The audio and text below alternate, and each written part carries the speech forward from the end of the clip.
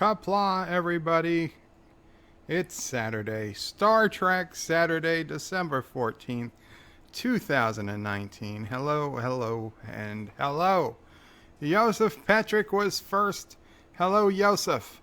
47 Yorktown says hello, sir. Hello to you, 47 Yorktown. And Joseph says, yes, made it for first contact. A week too early. Yeah, next week will be first contact. If all goes well. Cinnabon Bunny says hello. Welcome, Cinnabon. Sci-Fi Nation says greetings, Bert O'Prey, Mom O'Prey, Sassy O'Prey, and fellow nerds. Greetings, Sci-Fi Nation. Richie Poole says hello, everyone. And first, close, Richie, close. But Surf Tricktronics says, how's it, fellow nerds and nerdettes? Welcome, Surf Tricktronics. And Richie Poole says first after the countdown, that is. Well, you know, that might be a valid first. That may well be a valid first. So here's the deal. Yesterday, the stream was pretty crappy. I apologize. What I've done is reboot the laptop, closed literally everything, including YouTube and my web browser.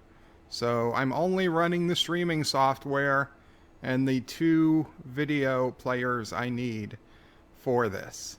So I'm reading comments exclusively off of my tablet today.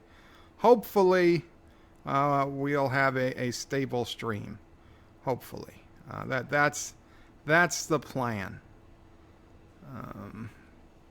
So, yes. Also, I've been working, for those of you who were at yesterday's live stream, Anti-Trekker and others, I'm not sure who was first, decided to put together the 12 Days of Christmas song, and I sang it. I sang it right before it was over. Well, I sang just the last verse, what the 12 days were, and their version had Frank and Freddie and Golden Jalojas, and not, well, those weren't terrible. I did this morning sit down and write my own 12 Days of Bird, or Bird's 12 Days of Christmas, should we say, song, and I've recorded it, and I will be putting that up as the Christmas video at some point before Christmas. But we do have, and I will share it with you for those of you who are here early as a little, now I'm not going to sing it. I'm just going to tell you what the different things are so that you've got a heads up on everybody. So it's 12 Jaloja breaks, 11 Jeeps a Jeeping, 10 Sons of Bitches, 9 Karogan crashes, 8 alpacas packing, 7 Sinatra songs, 6 Mamo Pray stories, 5 firsts in chats, 4 bed lives, 3 dear bops, 2 epic rants, and Sassy under the Xmas tree. So that's going to be the official Birdo Pray 5 Christmas song for those who care. Mamo Pray 5 says hello all, just stopping by to hit like and say hi, and thank you to Richie and Derek. Joseph says all horses root for a stable. Sure. Sci-Fi Nation says greetings, Mamo Pray 5. I'm waving now. Mamo Pray is now waving at everybody. Yes. Richie Poole says have a wonderful birthday, Mamo Pray. Joseph says Mamo Pray 5 hello. Yes. Richie Poole, Mamo Pray, you were awesome on DJ Stream the other day. And DJ's streaming tonight. They're just giving you a heads up, Mamo Pray. Oh, okay. Tell him thank you. He was awesome too, and it was so nice to speak to Mrs. Sci-Fi, to hear her voice. Mamo Pray was saying Richie was awesome too, and also to Sci-Fi Nation. Yeah. It was very nice to speak to you and to Mrs. Sci-Fi. Richie Poole says, I just read that. Surf Trictronics says, a so-and-so Joe song. No, this is Christmas. So-and-so Joe doesn't get a song. Nicole Malo says, I think I'm getting the hang of STOL. Getting my R&D up might just get a wee bit better. So Star Trek Online. Gotcha. Gotcha. And Sci-Fi Nation is giving live long and prosper. And Alpaca. And we just got a new subscriber. Anton Smith. Anton, if you're here, thank you. Of course, if you're not here, I'm still thanking you. But hey, that doesn't happen too often when we're streaming. Not like big-time anti-trekker who forgot about the little guy once he hit 10,000 and started getting new subscribers every 30 seconds. Nicole says Merry Christmas and Happy Birthday to Mom. Oh, pray. To Mom, actually. Just to Mom. She says thank you. So, guys, we're going to start watching. This is, of course, Star Trek Generations. I am paused at 17 seconds in. At the Paramount logo, obviously, you can see that much. So we are paused 17 seconds in. If you have your copy of Star Trek Generations, please feel free to follow along. Otherwise, there'll be screenshots every 5 seconds or so showing up on the main view screen. Sci-Fi Nation's Bird of Prey, I still need to text DJ to finalize the time for streaming. We didn't want to overlap you, and I'm working till 4 p.m. Well, this movie is 2 hours, so maybe 15 minutes for comments after. We should be, let's see, 2:30, 3:30, 4:00. We should be over by 5 p.m. Eastern, the absolute latest. So anytime after that should be fine. Sci-Fi Nation will post an update on Twitter, or DJ will. Very cool. And Surf Trictronics says, Anti-Trekker yelled at me, and I cried in my pillow. I'm so sorry to hear that, sir. Why would he yell at you? I mean, I watched the entire stream. I didn't notice anything, but it sounds like Anti-Trekker. He yells at Anti enough, so I'm not surprised he yells at you, too. And Sci-Fi Nation says, sounds good, Bird. No, sounds good to you, because I'm going to be there listening for your guys streaming as well. Okay, so I'm going to hit play in just a few seconds. So if you're going to be watching your own copy, go ahead and get it ready.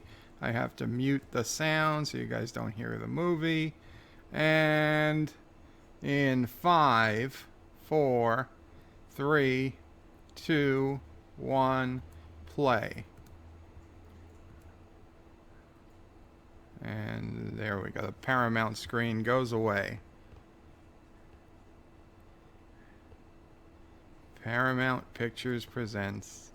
I remember seeing this in the movie theater for the first time.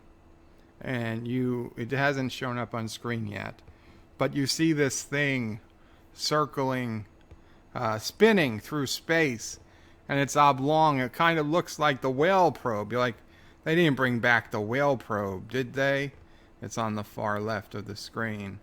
But I'd say right about here. I mean, understand, the screen was, it's like a 40-foot movie screen, so it's a little easier to tell. But right about before this point, I realized that's not the whale probe. That's a champagne bottle. And then I understood what was happening. They were blessing a new ship. Now, I didn't know it was going to be the Enterprise B, but I did have a feeling that they were blessing a new ship. M is here, says, here we go. Welcome, M. Derek McManus says, greetings all. Derek, Mamo Pray thanked you. I don't think you were here yet to hear it, but Mamo Pray wanted to thank you. Was it Derek McManus? Or somebody else? No, never mind. But thank you. But thank you for coming, Derek. M says, greetings to fellow nerds. No, Derek was the Sci-Fi Nation son. No, Richie Poole's son. I said thank you, Derek. Oh, thank you to Derek, Sci-Fi Nation's son. No. What? Richie Poole's son. Wow, Mama. I'm not confused. You are. You just said Sci-Fi Nation's son a second ago. Then I corrected myself. Okay. Give me the cards. That's the easiest way. Right. She wanted to thank Richie Poole and his son Derek. She got their card. And also wanted to thank John DeMarco. We got your card, John DeMarco. Now, I know other people may have sent cards as well. We just haven't received them yet. But thank you to everybody who has sent or will send a card from Mamo Pray. Thank you. Okay, so we've got the paparazzi of the future, and they're all following Captain Kirk. He's a big celebrity now. But the real captain of the Enterprise B is calling everybody to order.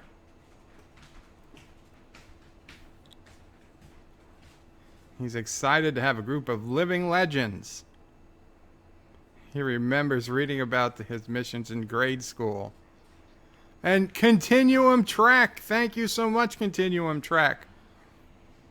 Continuum Track with a 229 euro or pound. Is that pound? I think that's pound sterling. No, that's euro. With a 229 euro super chat. Thank you so much. How are you doing, Bert? I'm doing well, Continuum Track. How are you doing?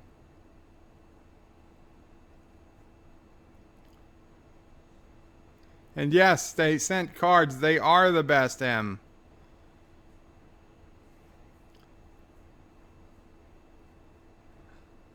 Cinnabon says, no, what no one really knows was the whale probe was originally checking to see if the whales were ready to be harvested.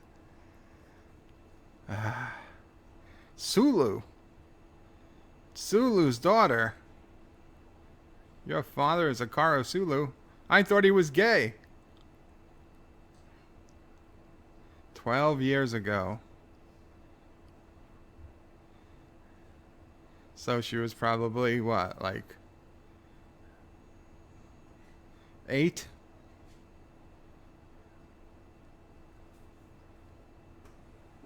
Aw. And Chekhov says he was never that young. Kirk says he was younger.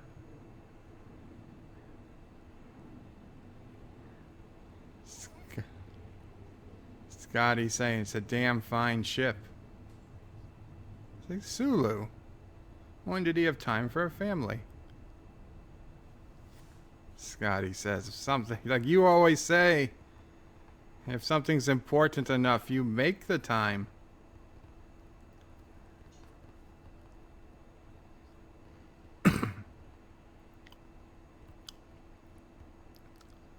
Captain tells them to take their seats.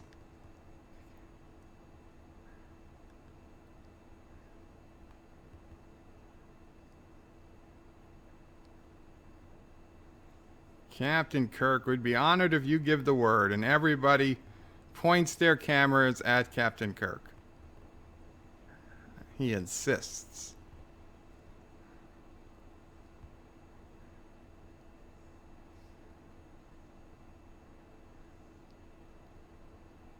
Take us out, and everybody's clapping, and it's just not the same, I guess. Scotty says brought a tear to his eye, and Kirk knows Scotty's pandering. So this is also space dock, but this is a very different space dock than we saw in Star Trek's, 2, 3, 4, and 6. Well, we didn't see it in 6, but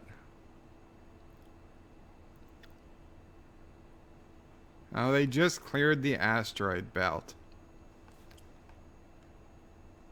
Sci-Fi Nation says you're thinking of Frank and Freddy, Bird of Prey. Sulu obviously liked Kitty in the middle, not the snake. Oh, God. Joseph, if you're not feeling well, please, yes, feel better, sir.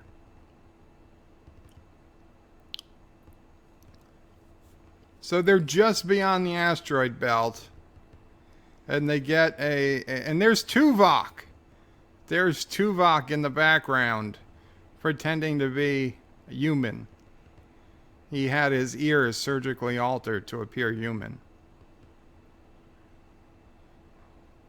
So they're 3 light years away from the asteroid belt, which is basically 3 light years away from Earth. And there are no other starships. They're the only starship in range of Earth.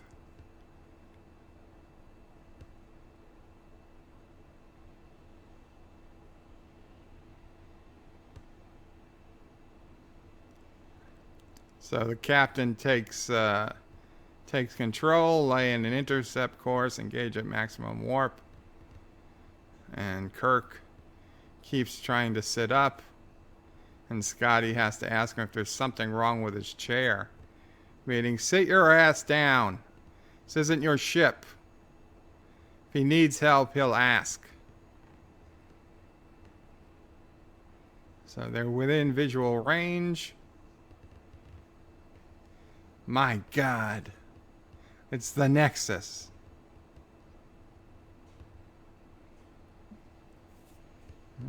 Sulu has located the transport ships. Hulls are starting to buckle. Well, now they're getting shaken up. Severe gravimetric distortions. Kirk tries to quietly tell the captain to use the tractor beam, but the tractor beam's not going to be installed until Tuesday.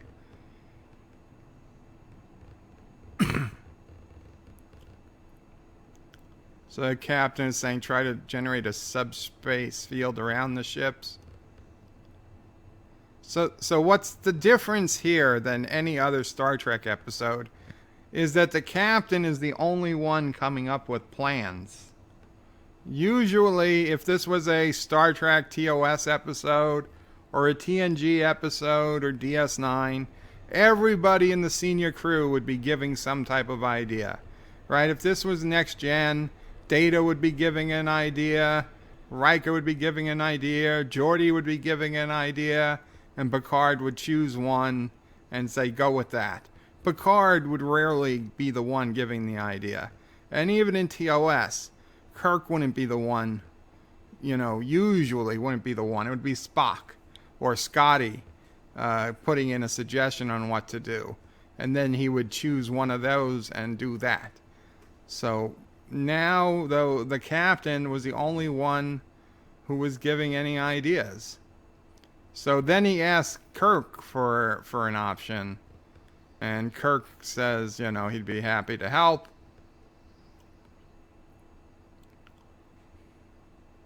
So they're going to beam everybody to sickbay. And Chekhov asks, how big is the medical staff? And the captain says, medical staff doesn't arrive until Tuesday. And Chekhov just pointed at 2 people and said, you just became nurses. There's a temporal flux. Their life signs are phasing in and out of the space-time continuum.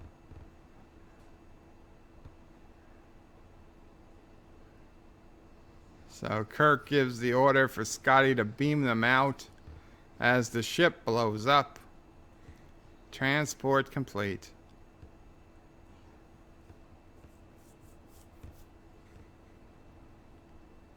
You got 47 out of 150. And then the Enterprise starts shaking again. And panels start blowing up on the bridge. Red alert is showing on the screens.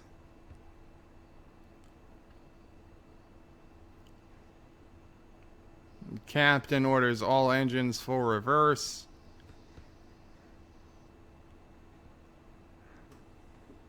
Chekhov has all the refugees with him. He's saying everybody's going to be all right, or he's going to help them. And Sassy's going nuts. And then we meet the guy. Oh, it's Sister O'Prey. Sister O'Prey is walking home, walking in the door. So they just put this guy asleep. He had no time for him. And there's Guinan. Oh, We meet Guinan. Next Saturday, what are you doing? Got your schedule all. Chekhov says, it's going to be okay. You just need to rest. Chekhov's a dirty liar. He doesn't need to know. He doesn't know what's going to happen. M says, why do panels blow up anyway? I can only imagine terrible design. Set up to give feedback. Here. Driver is unhygienic. Or the car is like dirty, whatever. Like the only option is car smell. So now they all just keep putting more air fresheners. So the little trees, some of them will have a minimum of 5. So it's just a disgusting, and some of them okay and they're clean, but some of them okay and they're not. And it's not the fucking car smell. yeah. There's no So proper Kirk makes the driver hygiene. worst decision he's ever made in his life. Here's something for dirty car, but like He's gonna go down and make the changes. And the captain of the Enterprise's job is on the bridge. so frequent now. Tells Scotty to hold things You know, together tell what's happening. till he gets There's back. more car smell problems, and it's like it's not the car. You know, you watch this movie every time, and like a little part of you thinks, They also maybe this is the time, a separate. maybe this is the time Kirk doesn't go down Thank you for that. and get himself killed. They don't have a separate one for smoke. So if But the it's car always is. smoke in it, or because they just have an old car that's Welcome, Vile. also not separate. Right? You don't remember these lines in the movie Continuum, Trek? Might have been a while. Mail came, and your envelope was stuck. Okay. Well, I don't know what that is. Well, it's just mail. Okay. We'll open it. I'm honestly surprised Kirk knows his way around this ship so well. I mean, he wasn't planning on doing anything. It's a completely different design than the old Enterprise. How does he know where all these things are?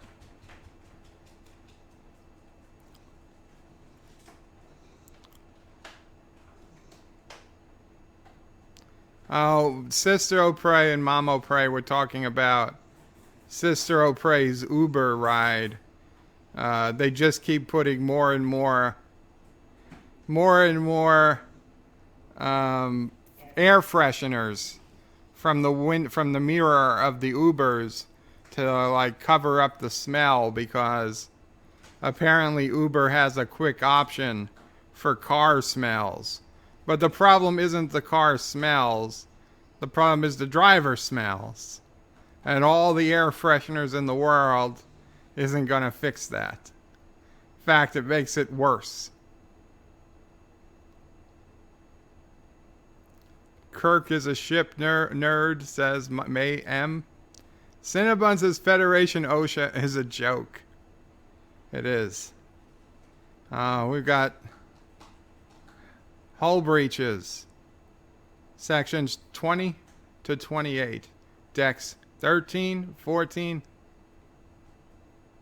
and 15. That's where Kirk was.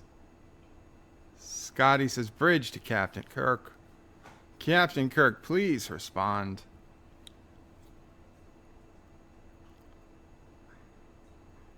And Scotty tells Chekhov meet him on deck 15.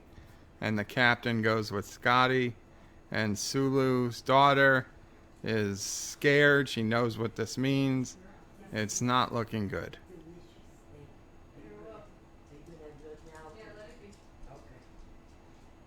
So they just opened the door to engineering section. Chekhov says, "My God, was anyone in here?" "I," says Scotty. And now Chekhov is understanding what he meant. It's just this big, massive hole. They can see the stars. The Enterprise takes some substantial damage on this first shakedown cruise that they were never really needed to be on. And as it turns out, they didn't really save anyone's life, because all they did was pull people from the eternal life in the Nexus. So now we see 78 years later, and we're on an ocean. And we have a very colorful but very old wooden ship called Enterprise. And we've got Picard and Riker, and they're all dressed as old-time sailors. And honestly, this was one of my favorite scenes of the movie. Sci-Fi Nations' bird of prey, Scotty taught him. He was captain of engineering on the NX 2000 Excelsior before stealing the Enterprise in Star Trek 3. And Joseph says, can Sis O'Prey comment on the movie? It'd be hilarious. I just don't think she's up to it right now. So Worf is facing charges, and he's on a so I think he's on a plank. So they're putting charges against Worf that he did knowingly and willfully go above and beyond the call of duty on numerous occasions. And most seriously, he's earned the admiration and respect of the entire crew. And he gets a promotion to Lieutenant Commander. And may God have mercy on your soul. And Picard is laughing almost as he says it. And Geordi is leading a hip hip hooray chant. And so apparently this is like we're supposed to believe some kind of tradition, I suppose, on the Enterprise. So they're lowering the badge of office, and Worf has to walk the plank, jump up, and get it. And Riker says he'll never make it. No one ever has. So they must have done this many a times before. So we're really supposed to believe that Dr. Crusher and Counselor Troy and Data, when they've received promotions, they were out on this plank, jumping up and getting this thing. And of course, Worf gets it. And then Picard says he's learned never to underestimate a Klingon. And then Riker says, computer, remove plank. So Worf falls into the water anyway. And Worf is pissed.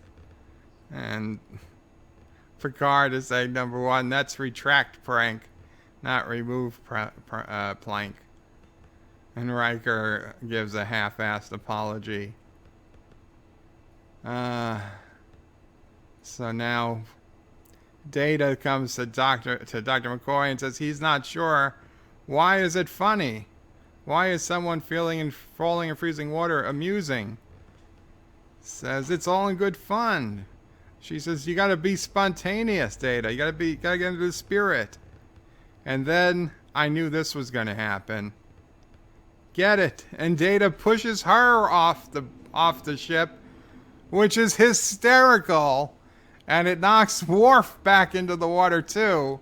And I don't understand why everybody isn't laughing their asses off. But of course, Data turns smiling, and he sees everybody looking at him seriously. And Troy gives Geordi the eye, like, you're the one who has to go explain this to him. And Geordi tells Data, this is not funny. And Riker doesn't even give a shit that there's two people in the water. He's telling people to make sail. And Picard is talking about just imagine how it was like. No engines, no computers. Just the sea and the sails and stars to guide you. Riker says no bad food and no women. Brutal discipline. And now Picard gets a personal message from Earth. Picard says the best thing about life at sea was no one could reach you. This was freedom, Will. And he calls for the arch.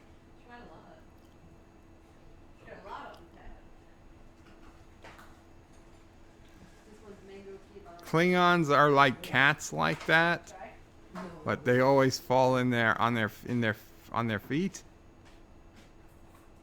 Did I call Crusher McCoy? Yes, you did. Oh, Mama Price saying I did. I caught it, but I wasn't. Okay, Dr. Crusher, my bad. I was wondering why Data was with McCoy. Dr. Crusher, my bad. Klingons sharpen their teeth before going into battle. I doubt they're too worried about personal hygiene, says Sci-Fi Nation. So we now see Picard got some terrible, awful news. And Troy asks him if he's okay. He says yes as he looks off into the distance, calls for the exit, and heads to his... So Riker tells the Forge to set at Stunsel, and Geordi has no idea where the Stunsel is. And then they get an alert from the bridge. The Amagosa Observatory is under attack. So Riker calls a red alert, and Captain Picard to the bridge.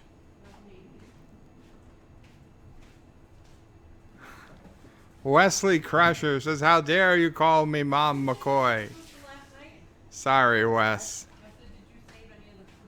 Though wouldn't you prefer to be a McCoy than a Crusher? So sensors show 5 life forms aboard the station.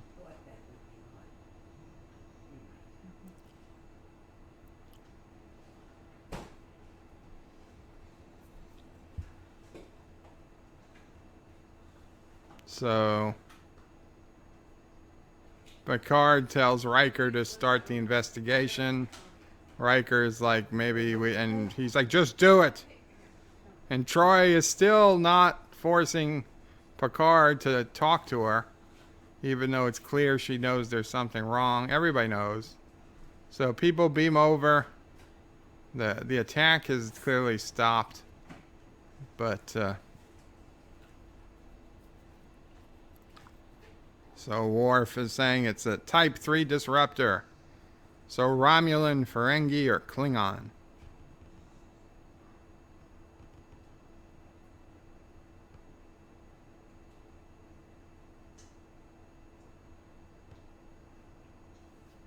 And they're looking through the station.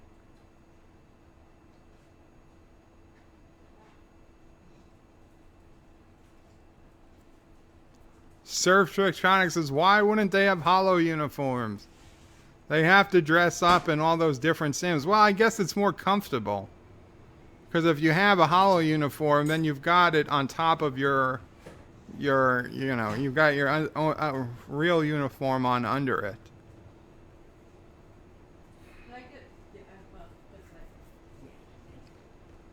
So they find a survivor. Worf tells him not to struggle as he lifts this really heavy piece of equipment. And I got a hand reaching out of the rubble. And it's the Alorian that we saw. Soren. Dr. Tolian Soren. That we saw back in the Enterprise B rescue.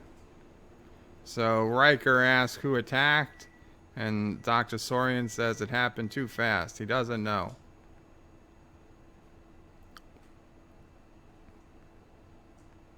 A no-name officer tells Riker, you better come look at this. And it's a dead Romulan. So for all that trying to figure out how to get there, So I, for the way back, was looking now up we have a scene geographics, change. and Google showed And the Spot. Hampstead train. Why did I get that before? Oh, this is the same one. They found me. Geordi tells Data to stay at a sick base for a couple days. Park, and then Uber. You find 50% off Uber. It was $7 Uber. And it was four stars. Richie Poole says Mama Prey knows more about Star Trek than Bird of Prey does. No, I don't. But I caught that. Wesley says greetings, birds, turds, and sea captains. Greetings, Wes. Sorry I missed that one earlier. And it was a $3 ride from wherever I was, four stops away. Wow. Yeah. So I got home, Andrew dropped me off, and I hadn't even checked the time. Spot looks like my cat Peaches, says Richie Poole. So I walked out of the train. 10 minutes later. So Data brings out his emotion chip, Wow. which in this movie looks nothing like it looked like in the Next Generation episode where we first got to see it. But details.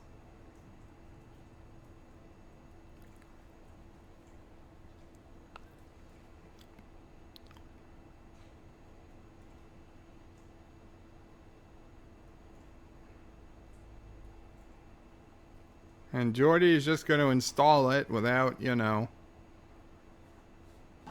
don't know, talking it over with other people. I guess it's Data's decision.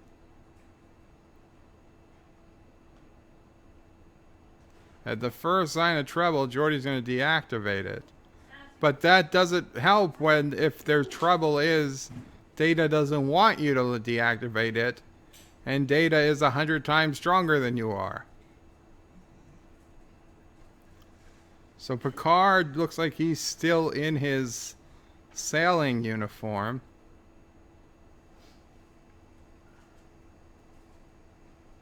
But Riker's in his real uniform, giving an update. Picard is saying could be a new Romulan threat to the sector. So Picard tells Riker to contact Starfleet. Riker's a little confused. Not usual for Riker to contact Starfleet. And apparently also one of the scientists, Dr. Soren, wants to see Picard. Riker told him he was busy, but the guy insisted on seeing him.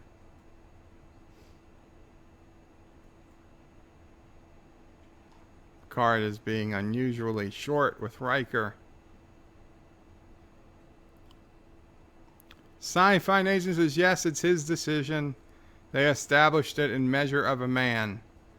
I don't know. I don't know. You're talking about technology that would be equal to a mind-altering substance that might not be legal on to the Federation. So the first time Data's going to try his emotions chip, and he decides to taste a drink.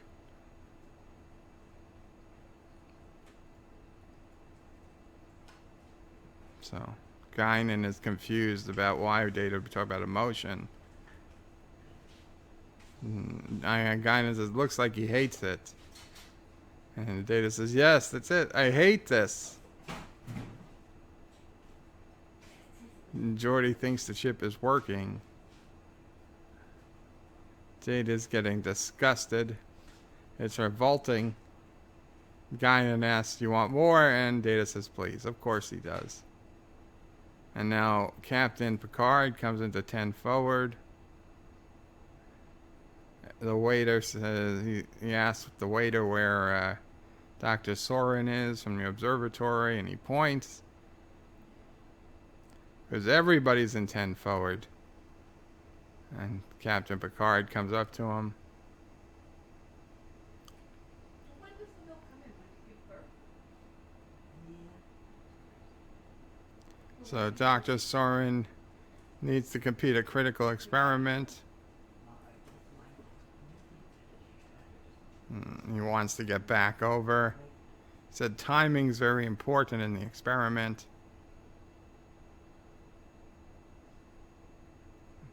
If not completed within the next 12 hours, years of research will be lost. And Soren tells him, they say time is the fire in which we burn.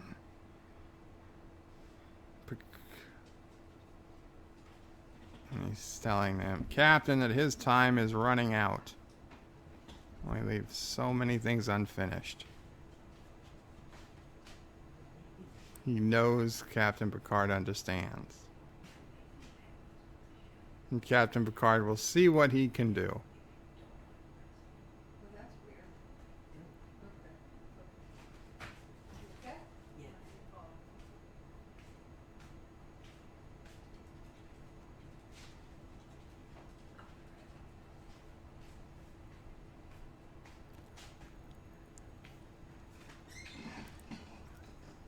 And Dr. Soren looks across the room and sees Guinan. And Guinan senses him. But she doesn't see him. She just sees him as he leaves. She knows that's trouble. That's trouble.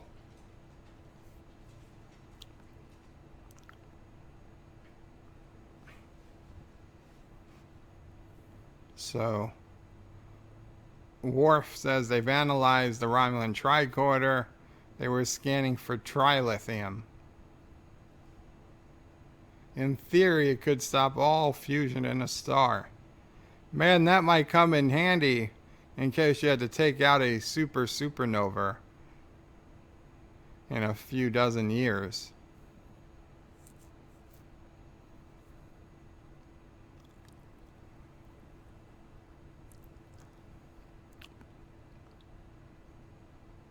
So we got Geordi and Data looking for trilithium on the station. And we have Data laughing hysterically, saying he gets it.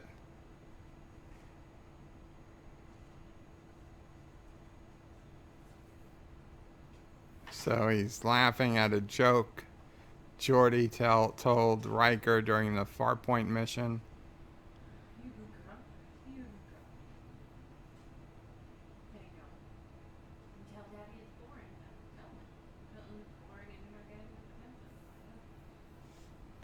If it's boring, says O'Prey, they've asked if you'd want to comment, but no. No, I didn't think so.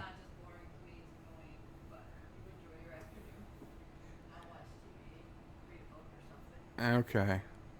But regardless of me, I can tell that Sassy doesn't like it. So you're saying Sassy doesn't like the show? Sassy, she's bored. Sassy's bored. She doesn't like the lack of attention. The show's not on for her to watch. You could show her attention. Sassy can't see the TV. Not from inside the room, I can't. Could let her in. Nope. She doesn't know how to compete with me. She hasn't let you yet. You can train her best. So Data does his famous open sesame. I guess you could say I had a magnetic personality.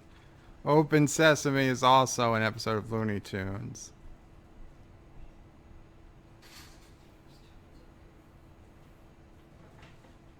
You're a good girl. And that doesn't look suspicious at all.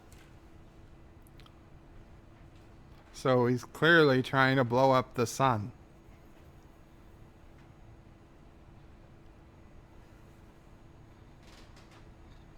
A lot of torpedoes for a research station.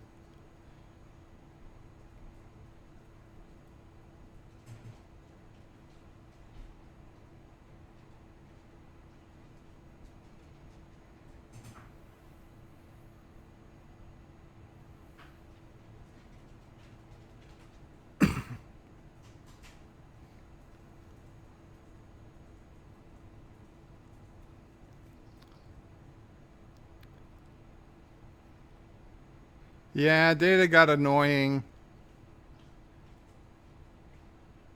I mean, it was funny at first, but... And now here's where Geordi says, we don't have time for this. Data saying he thinks something's wrong, and he has some sort of, like, emotion seizure.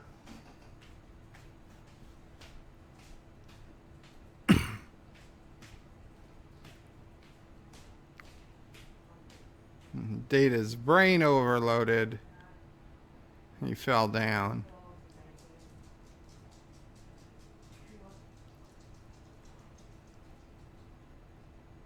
He believes the emotion chip is overloaded. It's positronic relay. And the Forge can't contact the Enterprise.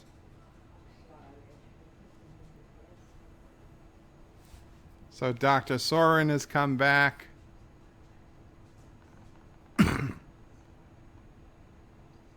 So Geordi says there's a dampening field. He asks Soren if he can shut it off. And he punches Geordi in the face. Or hits Geordi in the face. Geordi goes down. And then he aims a disruptor of some type at Data, who's begging for his life. Pleading and begging. Please, please, no, please. And then we get to the saddest scene of the movie. Well, second saddest.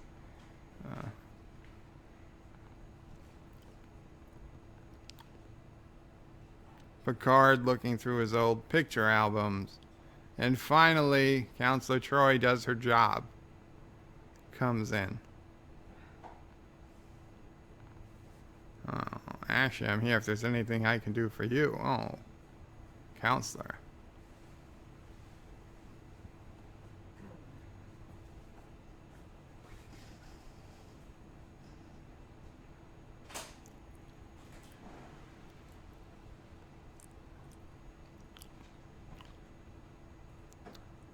So Picard's talking about his brother, his wife, his brother's wife. Always having to have the last word.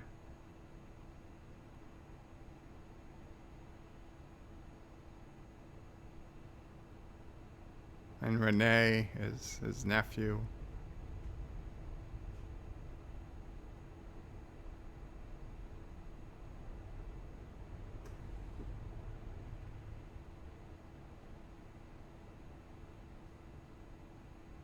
Picard is crying.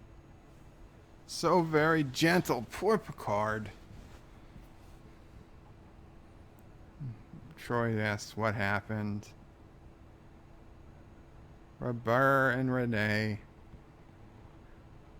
They burned to death.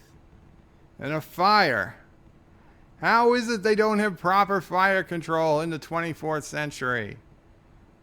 For Christ's sakes. How does that happen? He says it's all right, and Deanna says it's not all right.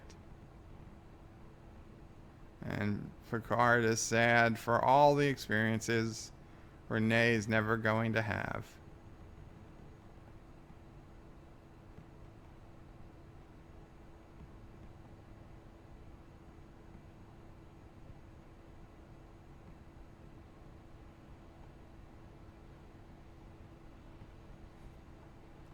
Picard says it's not going to happen now. He's going to pass down the Picard lineage. But it was the closest he would ever get to having a child.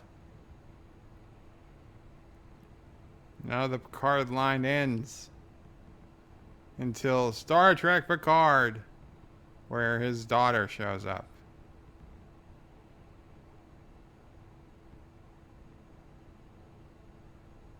Sci-Fi says his brother didn't like technology of the day, Bird of Prey. He thought it made people lazy. Yeah, that is true. What if he didn't have any fire smoke detectors because he didn't like technology? The Picards that settled the first Martian colonies? What about those Picards that threw Indians off their land? As long as you're going back that far, you might as well keep going.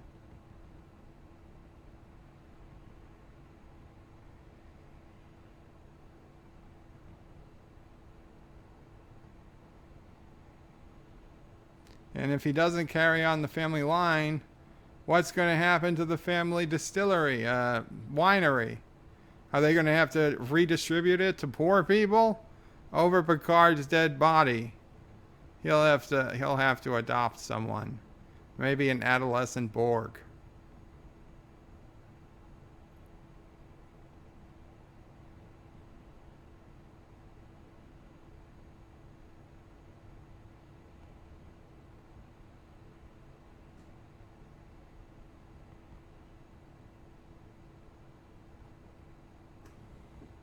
So the star got shot,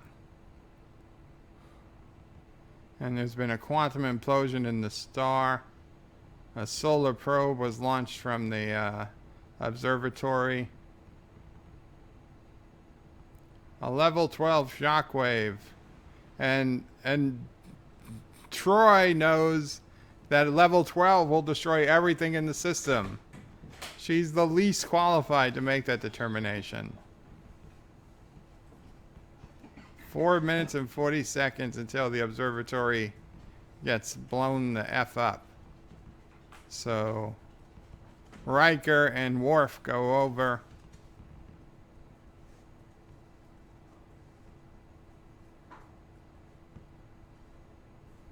And we see the Lurser and B'Etor Klingon sisters, at least we hear them, telling him to transmit his coordinates.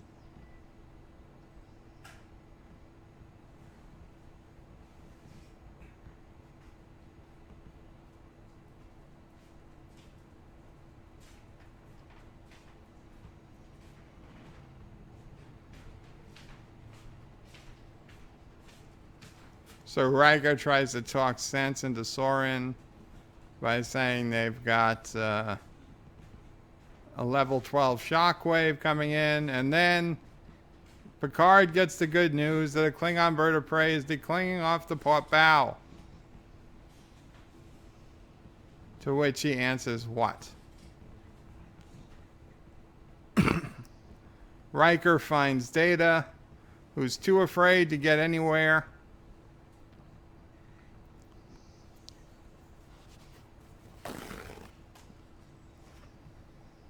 And Soren beams away with Geordi, knocked out Geordi LaForge, onto a beautiful Klingon bird of prey, which then cloaks.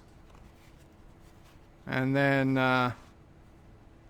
Picard orders Warp 1 engage. Why wasn't the Enterprise already aimed in the direction to go? Why did the guy have to wait for Picard to order it? Are you saying that if Picard didn't order it on time, they all would have died out of principle? I mean, that should have been an order given 5 minutes earlier. It says as soon as they're aboard, just hit us at Warp 1 and get us the hell out of here. Don't wait around. Don't wait to turn the ship. The ship can be facing away right now. I don't have to tell you again. As soon as we hear that they're in, you hit maximum warp and you get the hell out of here.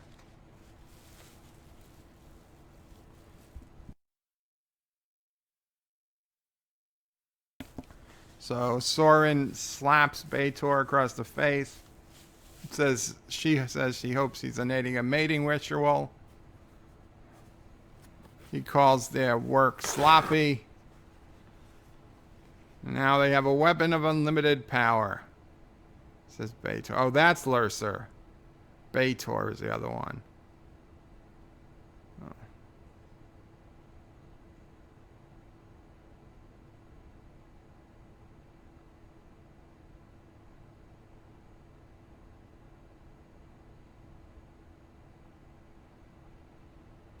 So they're going to reconquer the Klingon Empire with trilithium.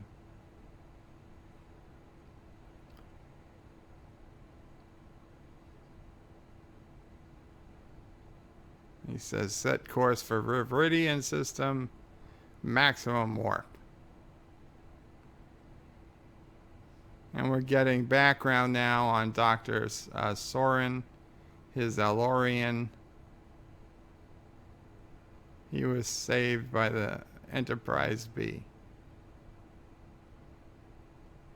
Why is I was about to say, why is McCoy? Why is Crusher giving this briefing? This seems like a security briefing. Worf should be giving this briefing. So, guess who else was on it? Small World. Guinan. I'm listening, guys. I'll be right back.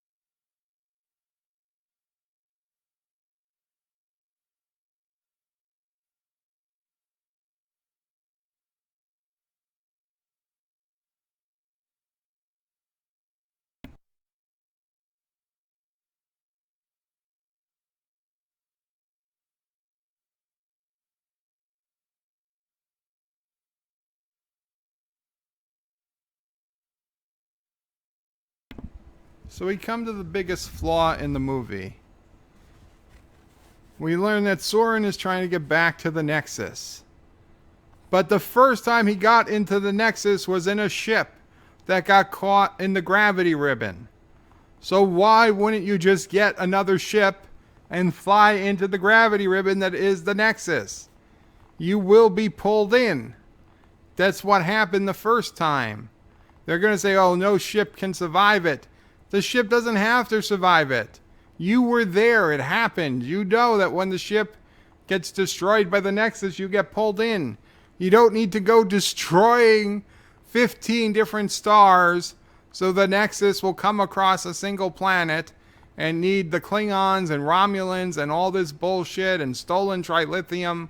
It's all ridiculous. Just steal a shuttlecraft and fly into the goddamn Nexus. You'd be back. You'd be home. Nobody could stop you. And Guinan, if it was that great, why aren't you volunteering to go back too?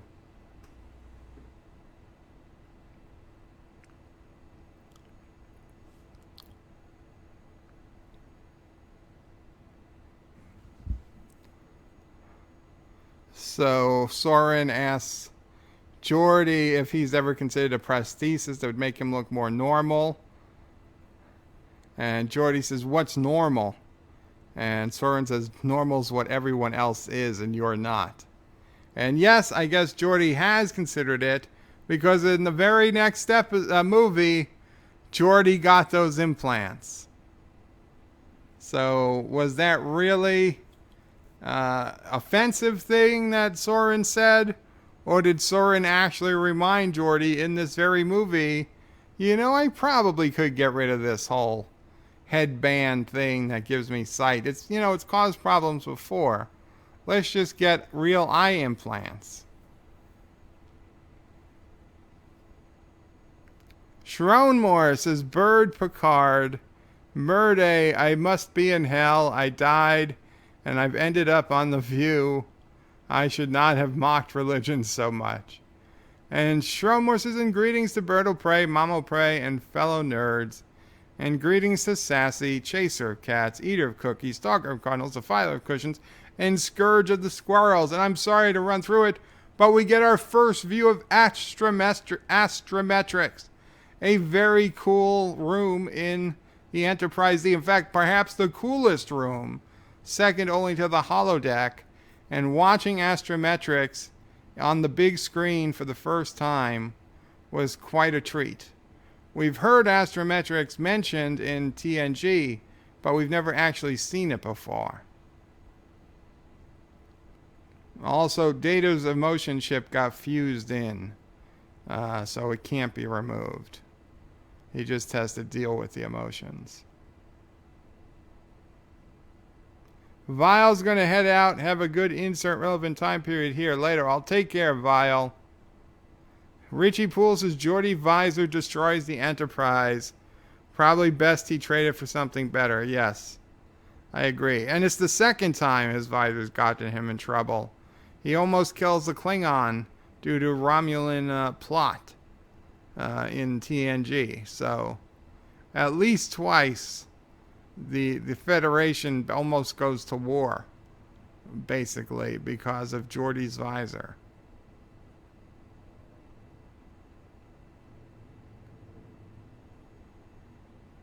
So Picard is asking what's been changed by these stars blowing up, and Data says the Bozeman had to make a course correction.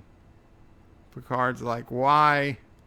And the truth is, even if the star did blow up, it would be moving at sublight speed, and the gravity would be the same as if the star hadn't exploded. The gravity would be at the center point. So whether it's a star with a radius of 10 miles, a small star, or a radius of 100 billion kilometers, a big star, either way, if you're even 101 kilometers away, 101 more kilometer away than it is big, you still feel the same gravity as if the gravity was at a point in the center.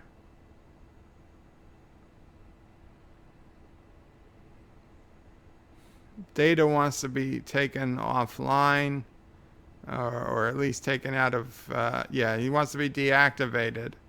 He doesn't want these emotions, and Picard says, nope. Nope. Letting go of emotions is an important part of life.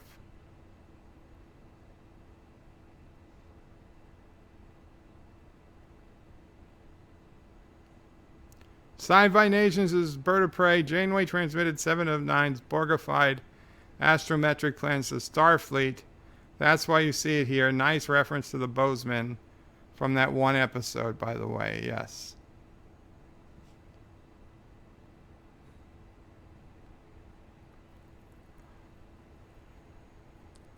Picard tells Data courage can be an emotion too.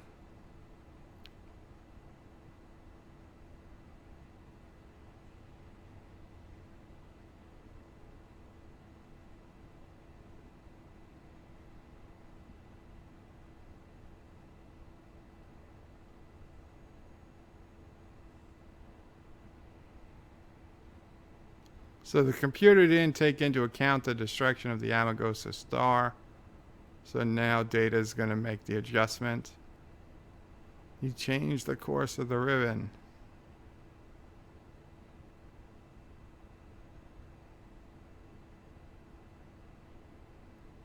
And now Picard asks, why didn't he just fly into the ribbon with a ship? And Data says, our records show every ship that's ever flown into the ribbon has been destroyed. Except that we watched it happen. So Picard realizes what's going on, asks if there's any M-class planets, and Data says yes. There are a few places. Overnight parking for food. What?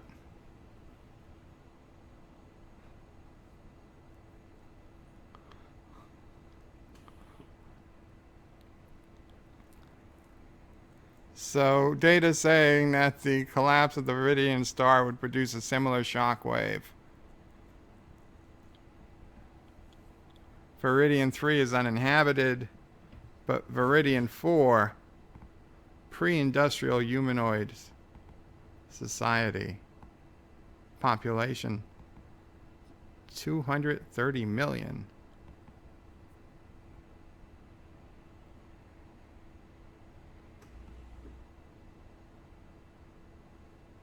So Picard tells Worf to set a course for the Viridian system, maximum warp.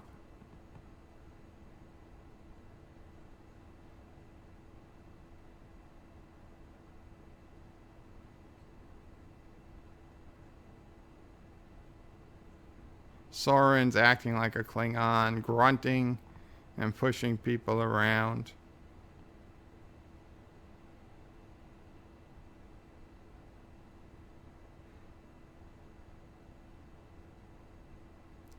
So they've entered orbit of Viridian 3, the Klingons.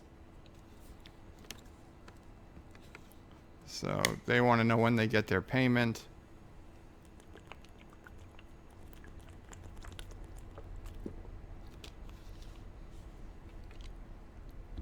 So Dr. Sorum gives them a USB stick. It's got all the information they need, but it's coded. Once he's safely down, he'll transmit the decryption code, not before. Who's to say there's any real data on there? And there's a Federation starship entering the system. It's the Enterprise. They're saying they can't see them. They're cloaked.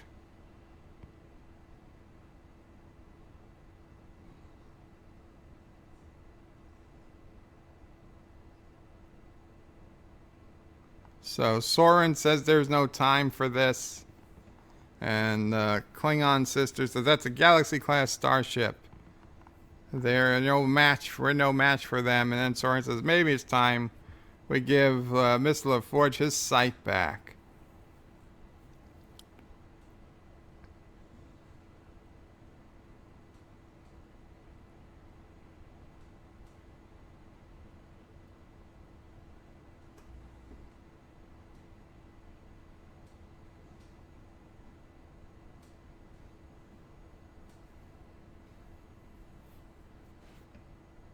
So according to Worf's calculations, it would take about a couple of seconds longer than they have in a worst case scenario to shoot down the probe. Now they could separate the saucer section and have the saucer section aimed at, aimed as if probes are launched from the planet, and the main hull or the secondary hull aimed at probes that are launched from orbit. In fact, you could put one on either side of the sun and protect the entire star from being shot.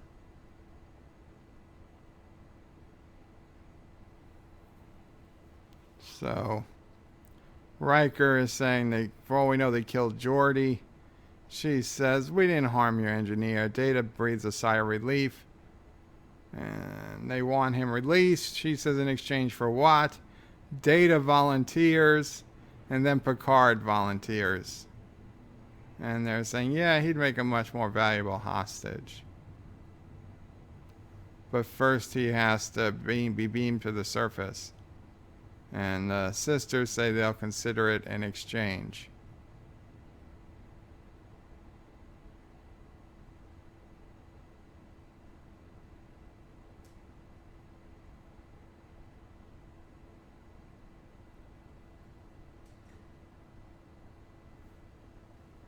Shromore says, bird of prey, it isn't remarkable. Viridian 3 looks nothing like California.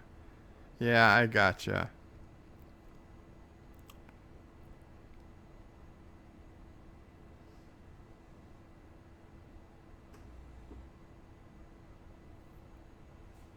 Nicole Malo says, my ship is now the USS Australia. When I make captain, I will name her the USS Archon.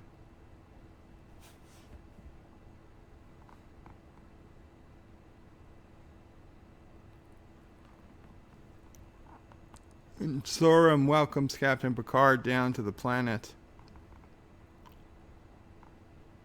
Says, you must think I'm quite the madman.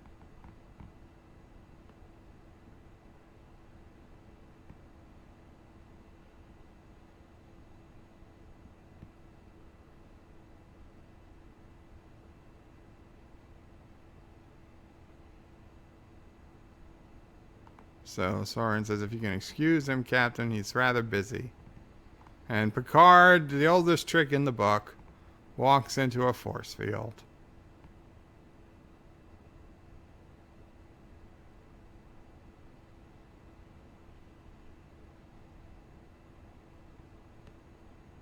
So on the Klingon ship, they have the link. They're seeing better through Geordi's eyes than Picard was able to see a few years earlier in TNG. And we're getting a close-up of Dr. Crusher. And we get human females are so repulsive. From Lurser, I believe.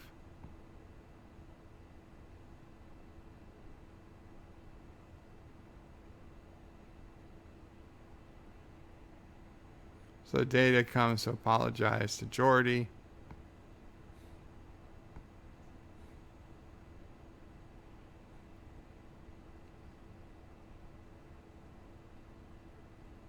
Data apologizes for not behaving like himself lately, and Geordi says you've been behaving like a human. Ah.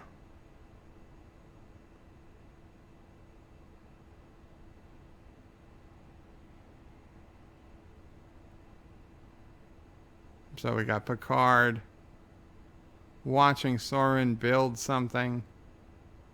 Picard says, you don't have to do it. We can find a way to get you into the Nexus.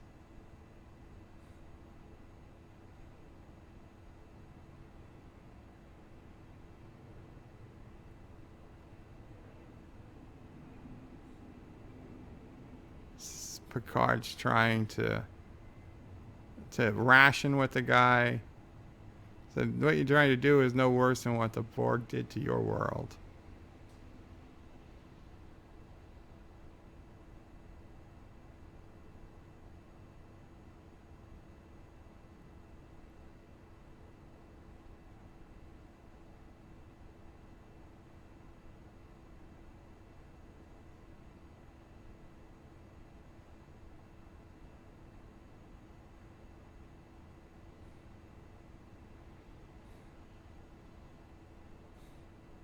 There is one constant in the whole universe, it's death.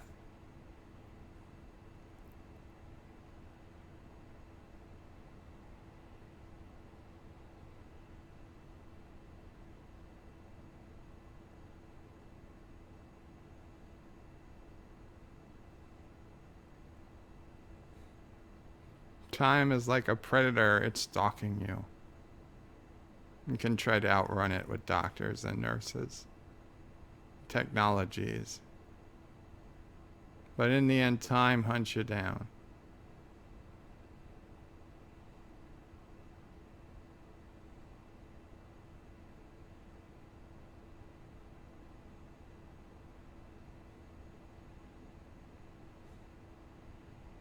Soren says he's found a new truth. Picard says an excess. And Soren goes on to say that the predator has no teeth.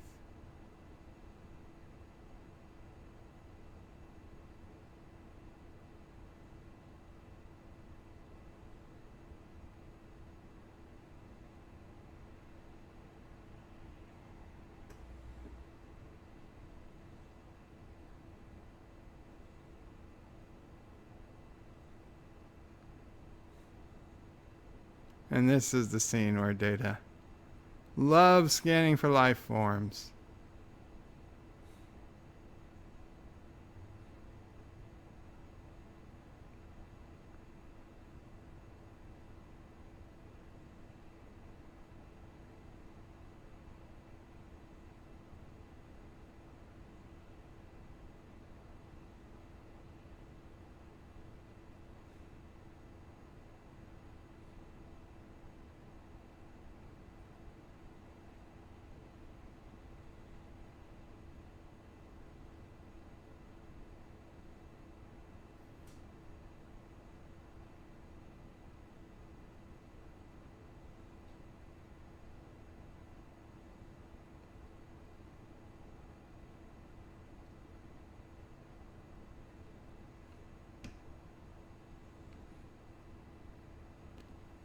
And here we get the big scene where Geordi's visor gives away the modulation of the shields of the Enterprise, making everything that we're supposed to see believable.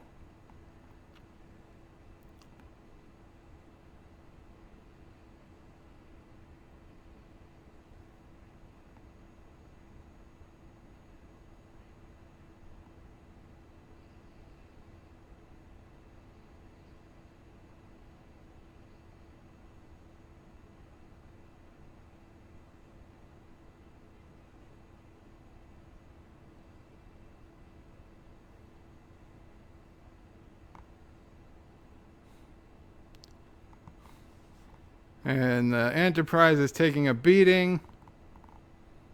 Riker's asking what Worf knows about that old bird of prey.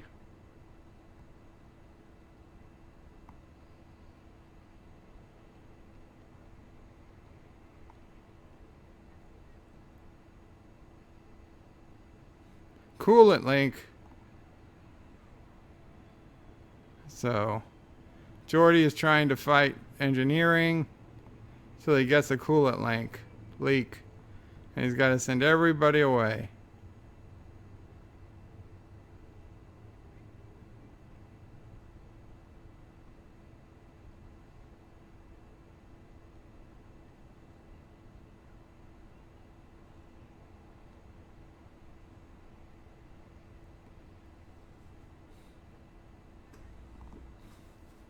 So the Klingons fire at will.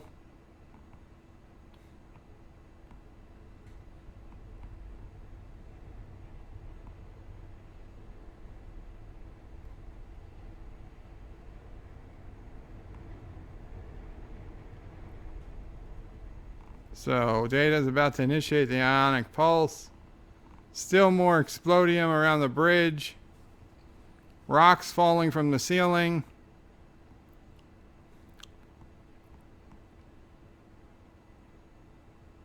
Their shields are down. And Riker gives the order to fire. And in a scene definitely not stolen from Star Trek VI, they use the same scene of a bird of prey blowing up.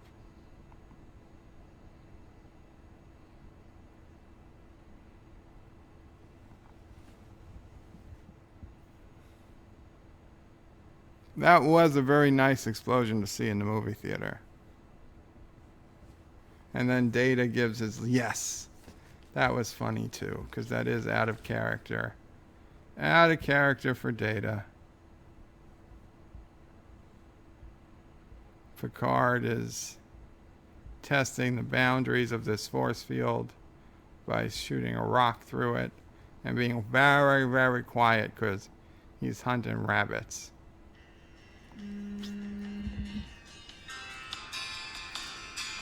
Just a good old boy. Hello.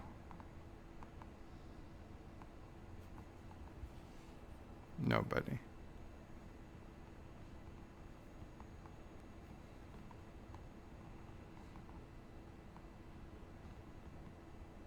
So Soren asks Picard if he's got anything better to do.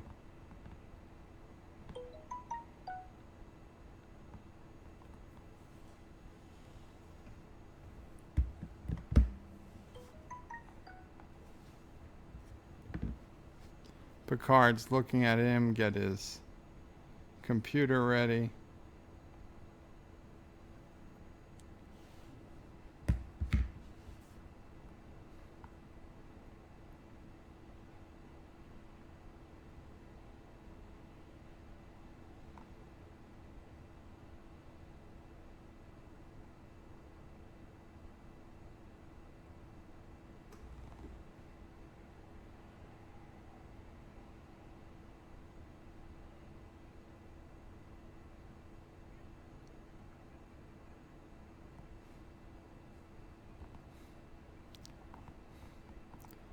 So now we have the coolant lake. I called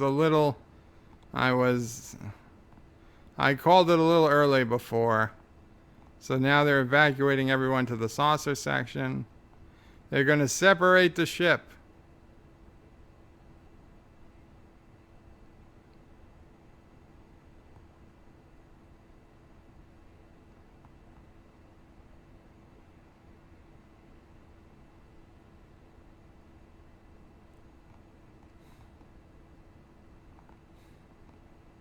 So we see a very chaotic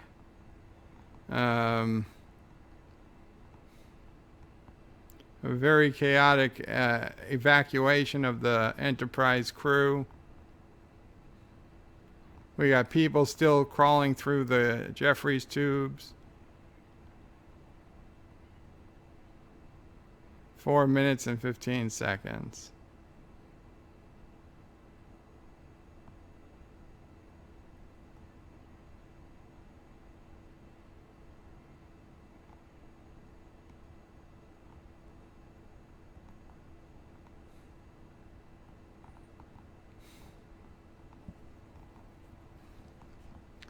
So Soren's getting ready to launch his rocket, which is completely worthless.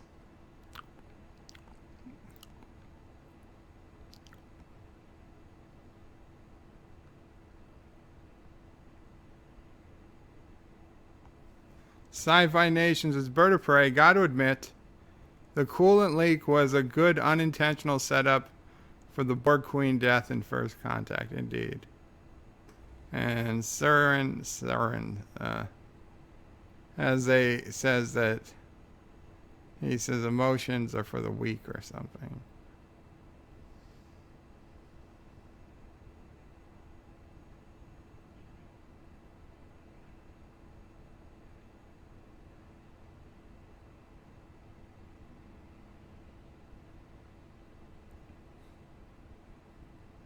So they're about to separate the saucer.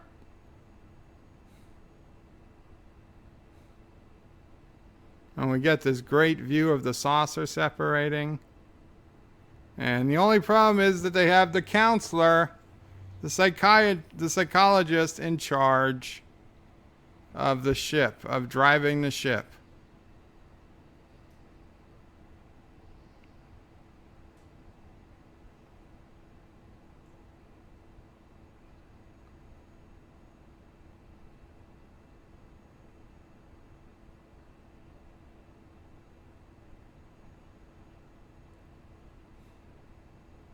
And this was the greatest scene in the movie theater.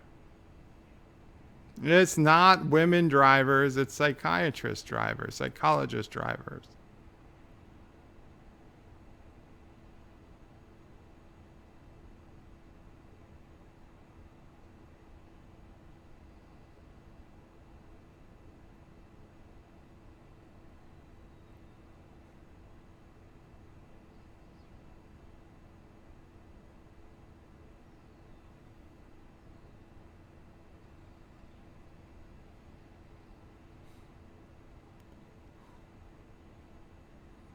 So Soren is shooting at Picard. The Enterprise is crash landing. This was so cool. People clapped at this moment. Not because they were happy the Enterprise was destroyed, because it was such a clean scene.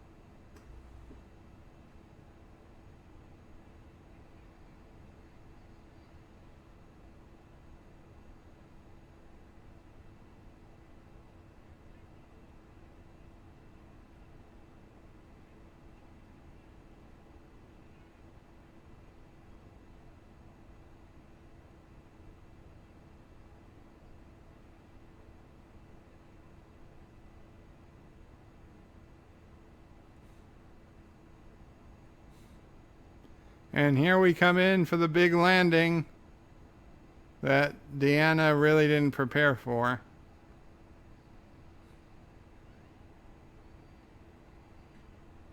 Please store your tray back tables in the closed and upright position.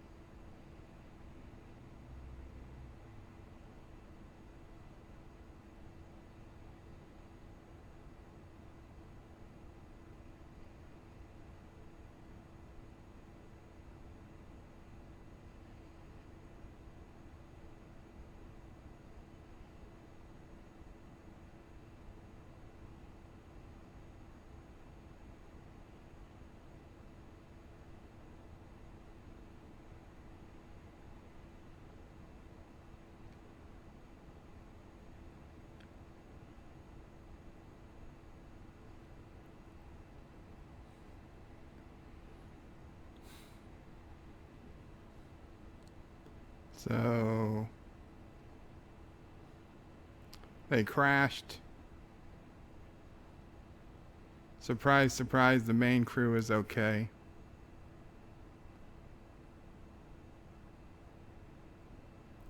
If Bird was driving, no one would have survived, says Richie.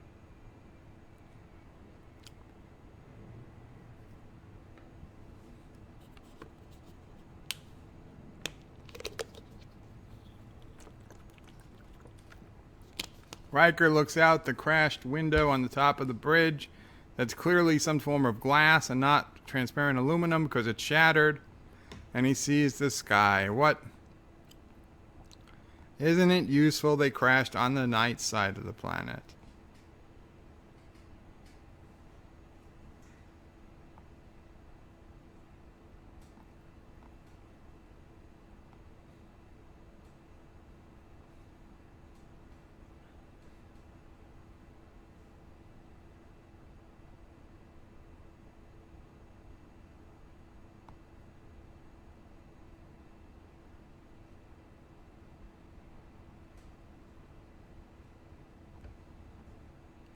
So Picard and Soren are in their fist fight. We know it's not going to go well. They're fighting on a bridge.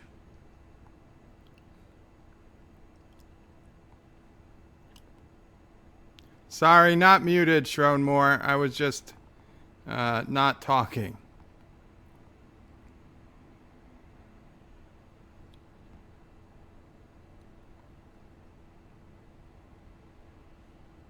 Sci-Fi Nation says their parent aluminum could get theoretically hot enough to melt and to shatter on impact. Well, that's an interesting theory. And then the rocket goes off.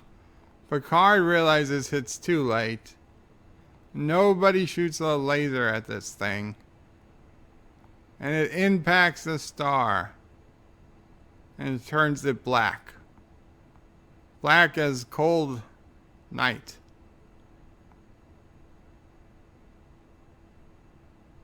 So now there's a bunch of things visible.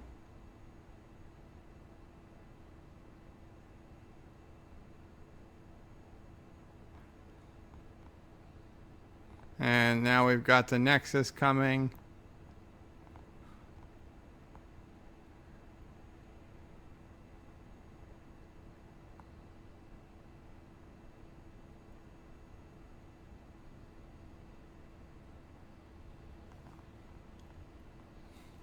And the lightning storm comes.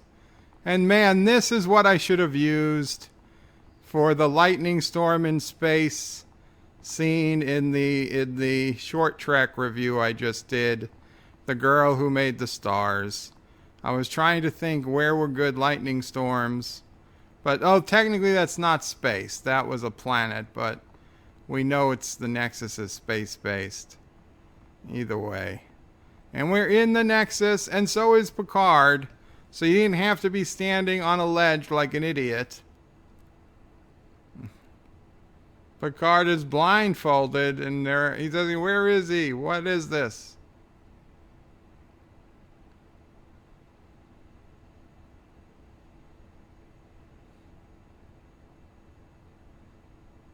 And Picard's having a dream about a family. Qapla, Mr. Londell. Aw, they love him, father. Were you scared? I hugged Santa.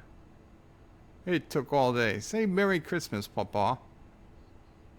Ah. This almost looks like the USA.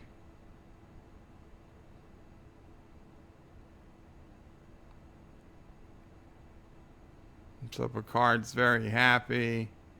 Sees a wife who turns out to be a natural redhead, or at least has her hair dyed like a natural redhead. Look out, Beverly.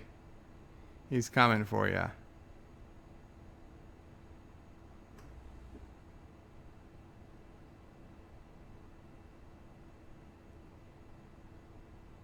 So now they're asking Renee to come help with the table. And Picard realizes Renee is alive.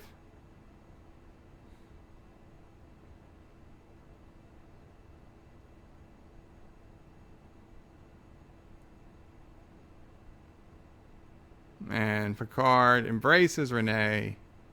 So happy. Shrome Morse's bird of prey. The planet must have orbited a few seconds from the star.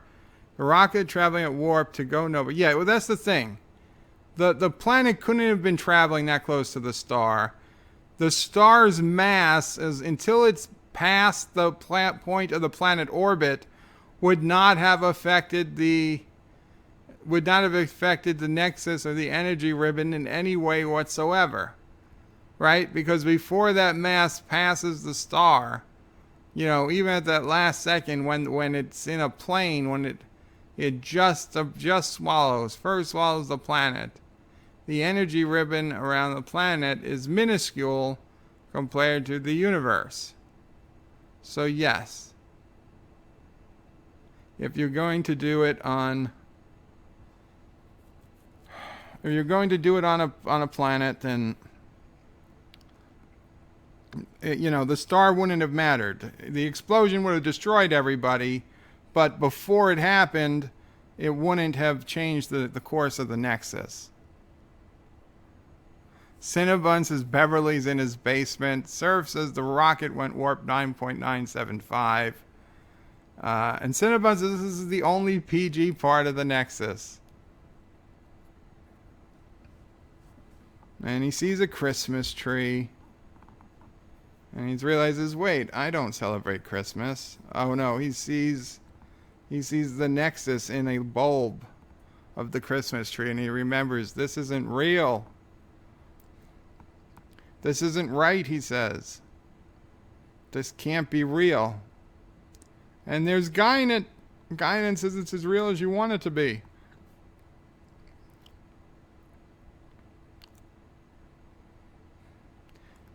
Now this really makes no sense. Why is Guinan able to communicate with Picard even though she had no idea who Picard was at this point in the Nexus? Or did she? Well, you know what? She did technically meet Picard in, 1800s when she was there with Mark Twain during that episode where they went back for Data's head. I wonder if that's the only reason that Guinan knows who Picard is. Because it doesn't make sense that you would know. Knowing him in the future would cause him to know him in the past. It doesn't make sense. It doesn't work like that, but they want it to do. Papa. Aw, little kids. Even there, Picard doesn't have time for his kids.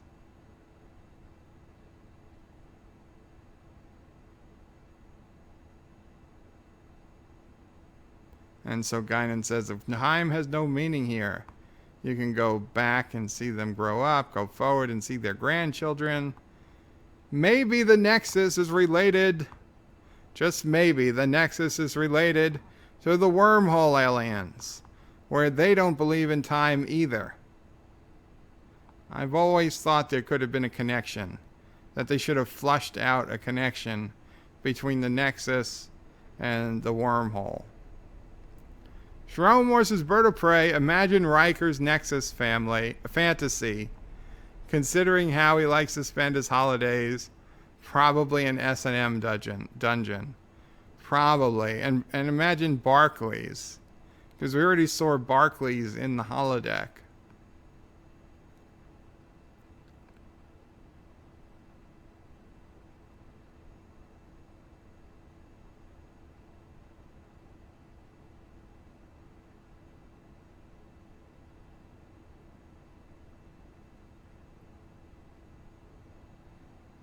And there's a carousel in the house.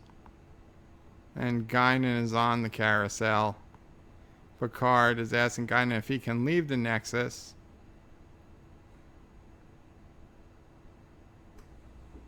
So Guinan says he can go anywhere, anytime. He wants to go to Viridian 3 right before Sorin destroys the star. He needs help. If Guinan comes back with him. She's like, I can't go. I'm there already. but I know somebody who can. And from his point of view, he just got here too. Now this makes no sense, but I'm happy to see Captain Kirk back. Let's face it.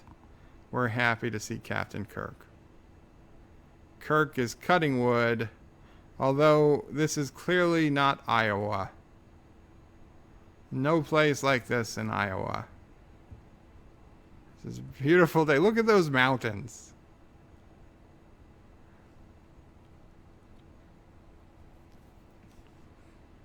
Maybe in the 24th, 23rd century, a mountain range has grew up around Iowa.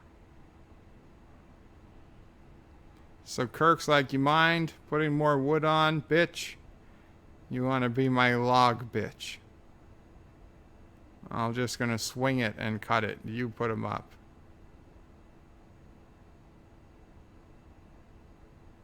And he asks Picard if he smells something burning.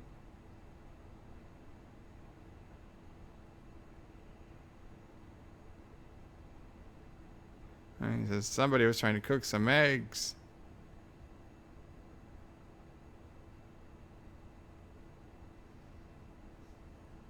He invites Picard in. He says, okay, it's my house. At least it used to be.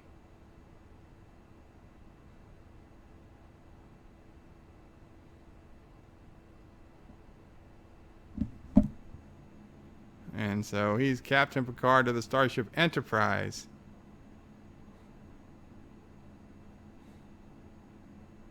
And Kirk is saying, he got this clock from Bones.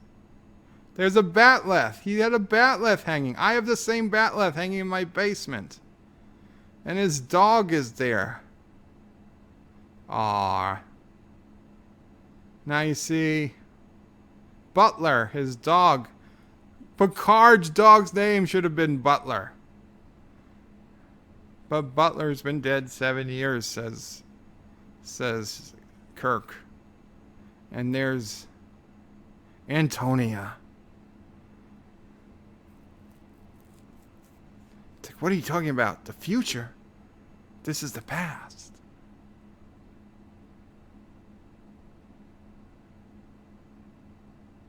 This is 9 years ago. This is the day he told Antonia he was going back to Starfleet.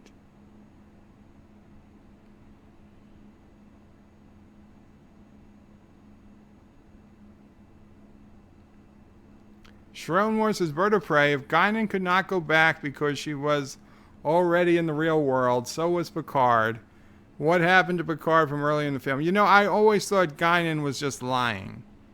And I also thought that Kirk, once you got into the Nexus, you could always get back.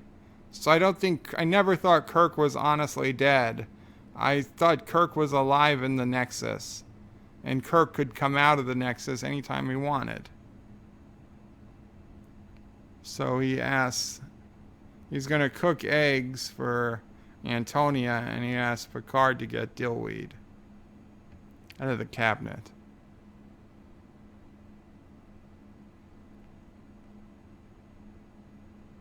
Surf Electronics says the Nexus runs on 1 million flux capacitors. Shromore says, bird of prey, that's your batleth. Now you know what AOC and your little great-great-great-great-great-grand chick, James T. Kirk. Wow. Cinnabon says, Butler's death is what caused a rift between Kirk and Sulu. Really? Oh, Butter. He said Butters. Then he fixed it to Butler's. I mean, is that... That can't be. I doubt he had a real dog called Butler in real life.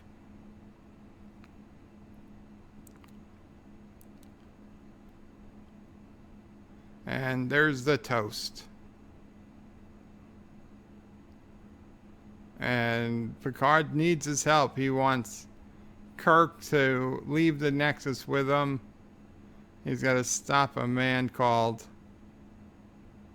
Soren from destroying a star. Millions of lives are at stake. And Kirk says, if history says I'm dead, I'm going to stay here. Who are you to tell me? And Picard says, you're a Starfleet officer. You have a duty. And Kirk's like, I don't need to be lectured by you. I was saving the galaxy when your grandfather was in diapers. Now Kirk is talking to Picard. Well, the eggs are getting cold. She's going to leave you again, for Kirk. She's going to leave you again.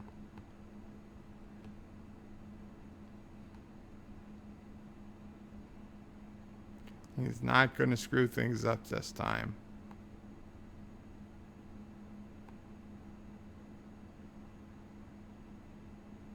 This time he's going to march up the stairs and tell Antonia he's going to marry her.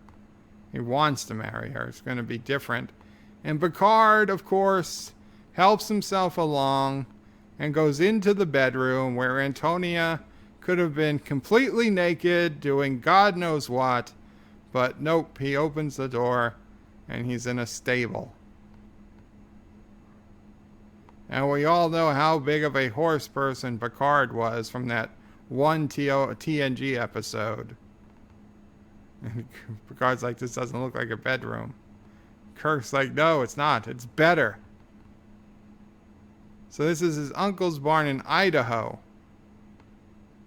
11 years ago.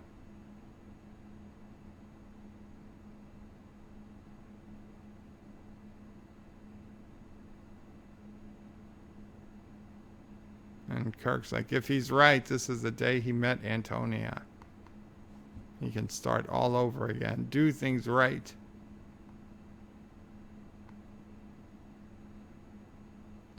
Is Picard even going to try his comm badge just in case somebody else from Starfleet is in the Nexus? I mean, would it hurt to try?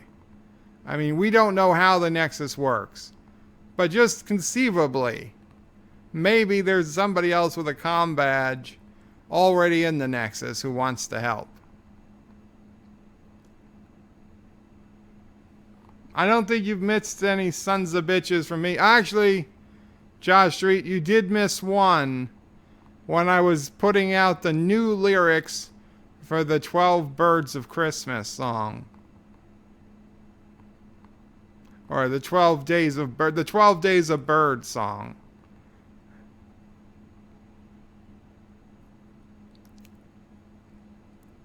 And there's Kirk jumping over a ravine.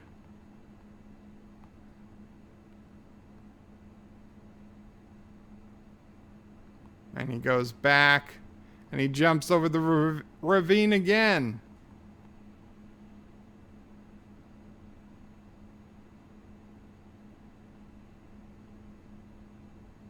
Miss Lindell's his Bird of Prey. Actually, there are 2 episodes that alluded to Jean-Luc and his affinity for horses. You see, this is why I love having you guys.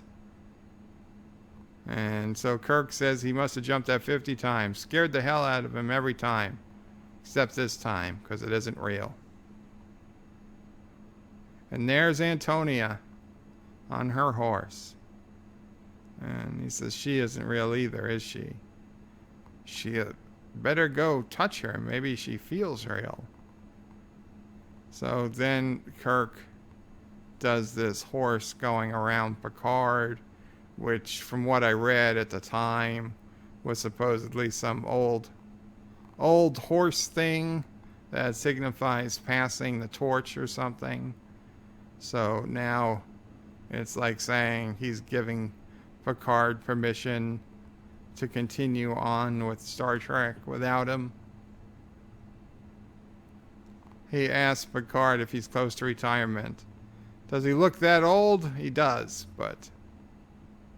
So Kirk says, don't let them promote you, don't let them transfer you, don't let them do anything that takes you away from the bridge of that ship. And of course, in Star Trek Picard, he's been promoted and transferred away from the ship. Whether he becomes an ambassador first, then an admiral, or an admiral and then an ambassador, in either case, he did not follow the advice Kirk gave him.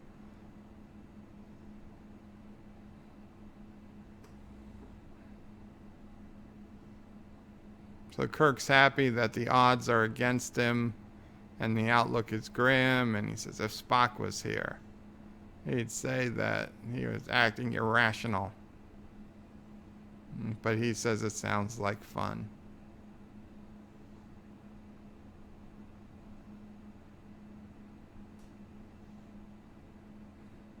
And they head off into the sunset. And we're back, and we see the crash scene again, which was great. In the movie theater, we all clapped again. We're like, yay, we get to see it twice, because that was the best scene. And now we see Picard getting shot at again.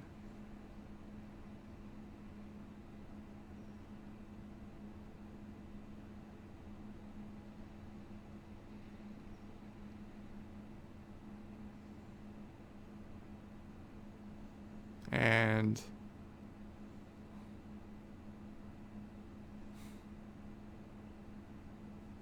Soren's getting ready for the Nexus, and now he sees Kirk standing there in front of him. He's like, who the hell are you? And Picard said, he's James T. Kirk. Don't you read history? And they're both on a bridge. And they try to catch him, but they both miss him. He jumps off before either of them can reach him.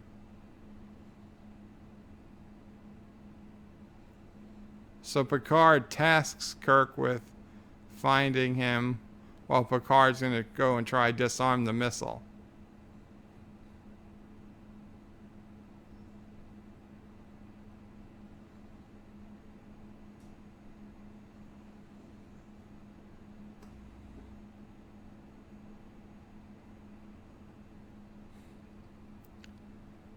So,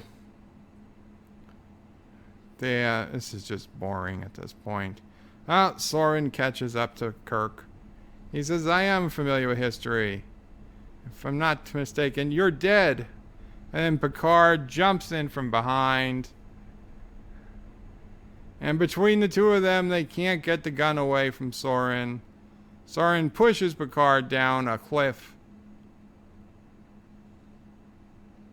Kirk lands a few blows.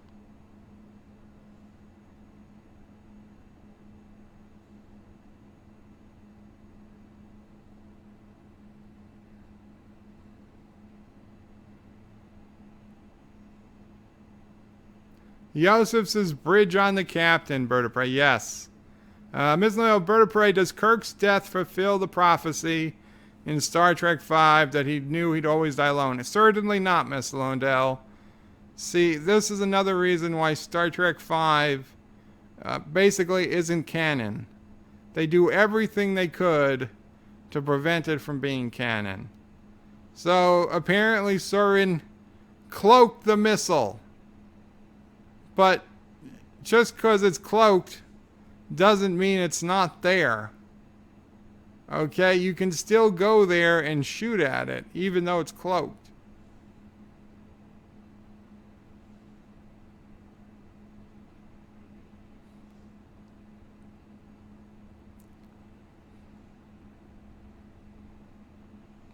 So they're looking for Soren, and Captain Kirk is on the bridge, and with Picard there and Soren shooting at him, Soren shoots the bridge.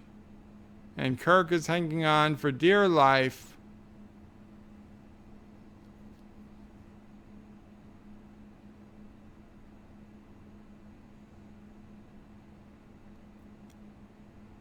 Kirk is slowly trying to make it up the bridge.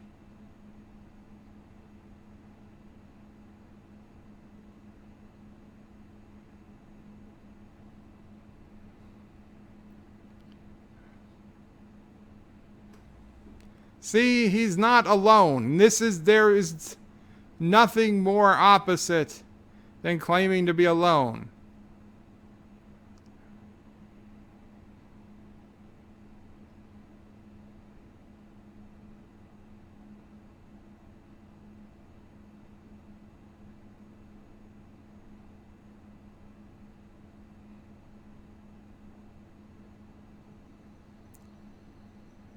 So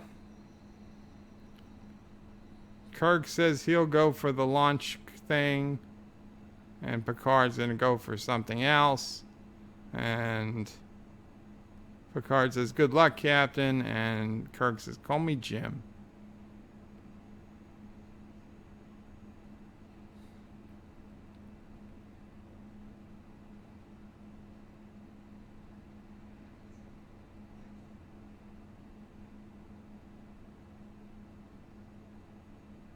And there's the first link of the chain that's broken. As in, what's that episode? The Drumhead.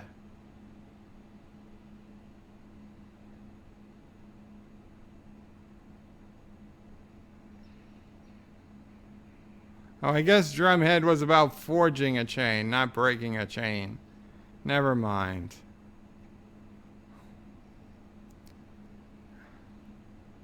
And Kirk decloaks the missile so Picard can go prevent it from firing. And there goes Kirk, rolling down a hill, dying on a bridge. Never alone.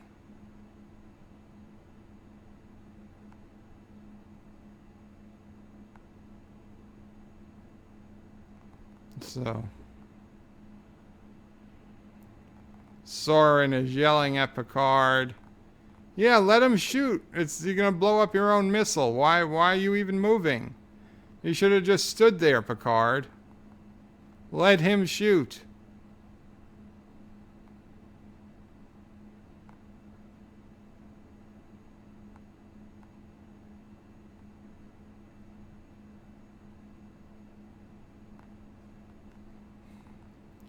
So, oh shit, the locking clamps are engaged. He can't let the missile to fire. And now he's all sad. He should have just used a ship. So he just blew him the hell up. He blew himself up.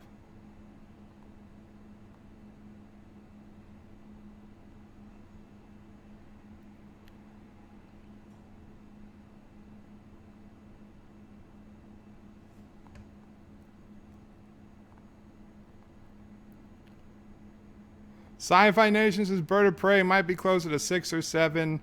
DJ is still out in the field running behind. Okay. Josh Street says, remember, Bird, you're going to die on a bridge, so you better destroy all the bridges in Kuroga, cutting it off from the world. And Sci-Fi Nation says Picard should have died, and Kirk came back as captain of the Enterprise with Scotty in engineering. That would have been epic.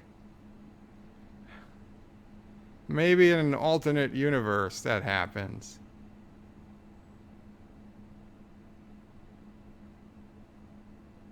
Ah. And he's still not dead.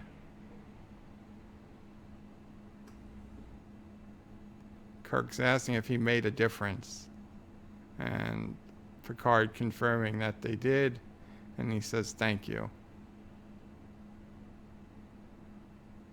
Kirk says the least he could do for the captain of the Enterprise.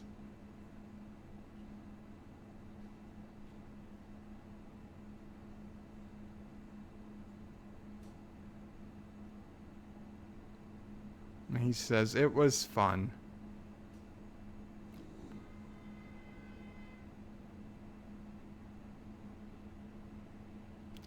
KG13 says, hey, Bird, just dropping by to say hey, and I'm looking forward to you doing this with First Contact.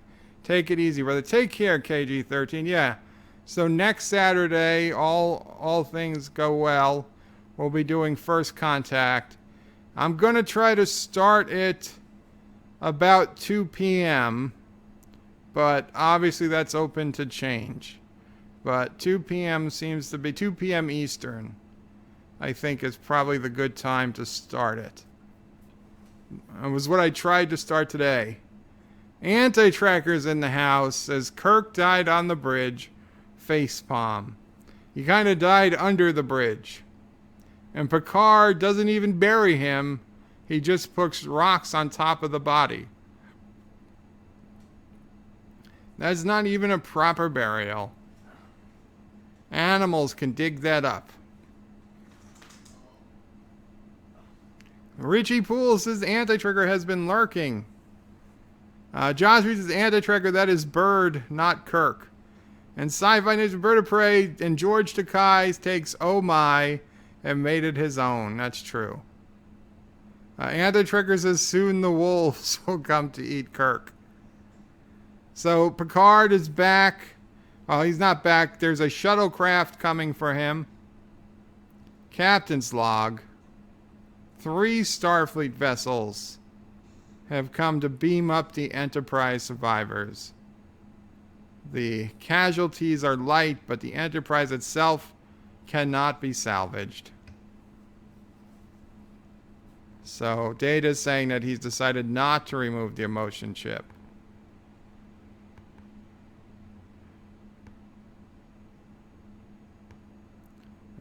Data experienced 261 distinct emotional states. And that he's learned to control his emotions. And now Troy found a life sign, very faint. What could it be? And Data starts moving things like the machine he is. And in a tube, it's Spot. Aw. Spot survived the crash. Aw. Data's so happy to see Spot. And Troy says another family reunited.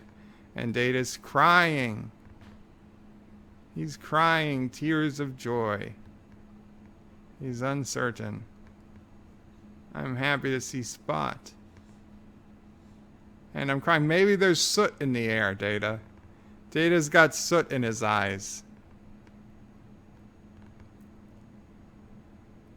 Mr. Lundell says Bird of Prey waiting for the glee for first contact. Definitely past time to set anti-trekker's review right. And John DeBarco says yay for Spot. Yes. Anti-Trekker says, looks like Bird took the helm. And Riker is helping Picard find the Picard family photo album. Because in the 24th century, they still use paper photo albums. Someone once told me time is a predator that stalked us all alive. You mean the guy who Captain Kirk killed and almost tried to kill 200 plus million people for his own benefit? That monster? You quote hit that monster right now? What we leave behind is not as important as how we lived. Says Picard. He says, after all, we're only mortal. And Riker says, speak for yourself. I plan to live forever. And you might have if you had kept the powers of the Q. You idiot. Riker wanted the chair one day. And Picard says, maybe someday you will. He doesn't think this will be the last ship to carry the name Enterprise. But instead, Riker gets the goddamn Titan. Riker gets the Titan. We don't think Riker ever became captain of the Enterprise. What a jip. What a freaking jip that's going to be. Star Trek Picard is going to start in a month and a week. And we're going to get retired Riker, who is never captain of the goddamn Enterprise. Riker is never captain of the Enterprise. You sons of bitches at CBS. You couldn't give Riker the Enterprise. Why? Why the fuck not? I'm sorry. I'm sorry, but it pisses me the hell off. Okay? Because, and you're saying, but maybe he is the captain of the Enterprise in the Countdown comic, which I got the first issue of last month. And no, it's impossible, because the Enterprise has a captain, and it specifically says that Riker and Troy are still on the Titan, and we know Geordi is in the Utopia Planitia shipyards building the fleet to save Romulus, and Picard is on the USS Verity with his new first officer that calls him JL for some stupid reason. So we know Riker can't be captain of the Enterprise. So if Riker wasn't captain of the Enterprise at the end of Nemesis, he's still not captain of the Enterprise as of the explosion in Romulus, or the Humus star, whatever it's called, Humus star. When that explodes, is it likely he transfers to the Enterprise for 1 year before he frickin' retires? I doubt it. So Riker is never going to become captain of the Enterprise. That man sat as first officer on that ship for years and years and years, passing up command after command after command, just for the smallest hope of ever becoming captain.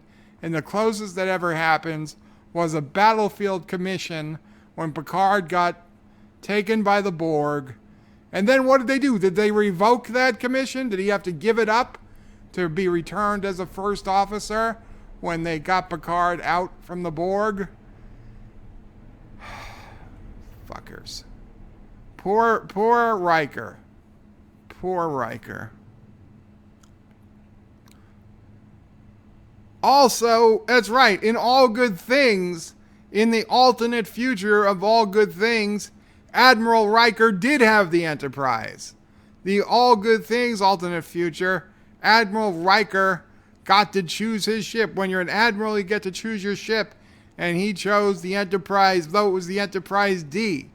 So, obviously, whatever happened doesn't happen. The Enterprise D was still around in the All Good Things future. So clearly there's been a lot of changes from the All Good Things future. Also, I assume the Hobus star never explodes in that future either. It's okay. We're just about over. What's up? No, there's somebody. Is somebody walking past the house? No, taking the recycling. Oh, people are going through our garbage, Sassy. You stop them, baby. Release the hounds. Release the hounds. You want to be released, Sassy? You got to come home. Okay, Sassy. Okay. Where are we?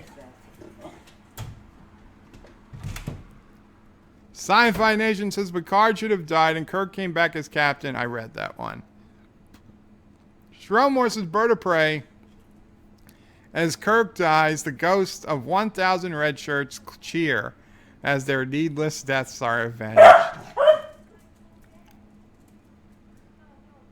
Mamo Prey is yelling at this person who's in our driveway going through our garbage, who doesn't speak English. Because Mamo Prey says, no, everything to take... See, Mamo Prey, people come around this neighborhood and go through garbage to look for stuff. But Mamo Prey is saying, no, if you want to take the bag, you take the bag she puts out. Because what they do is they take the recyclables that they don't want. They only want those bottles for the sweet 5-cent deposit. And then they throw the rest of the recyclable stuff in the regular trash. And I can see right now Mamo Prey trying to teach this person who doesn't speak English how not to take our garbage. And I'd say I'd be worried, Mamo Prey trying to yell at a person about this, but this person is even smaller than Mamo Prey. It's an old Asian lady who's even smaller than Mamo Prey. Mamo Prey could probably take her if she had to.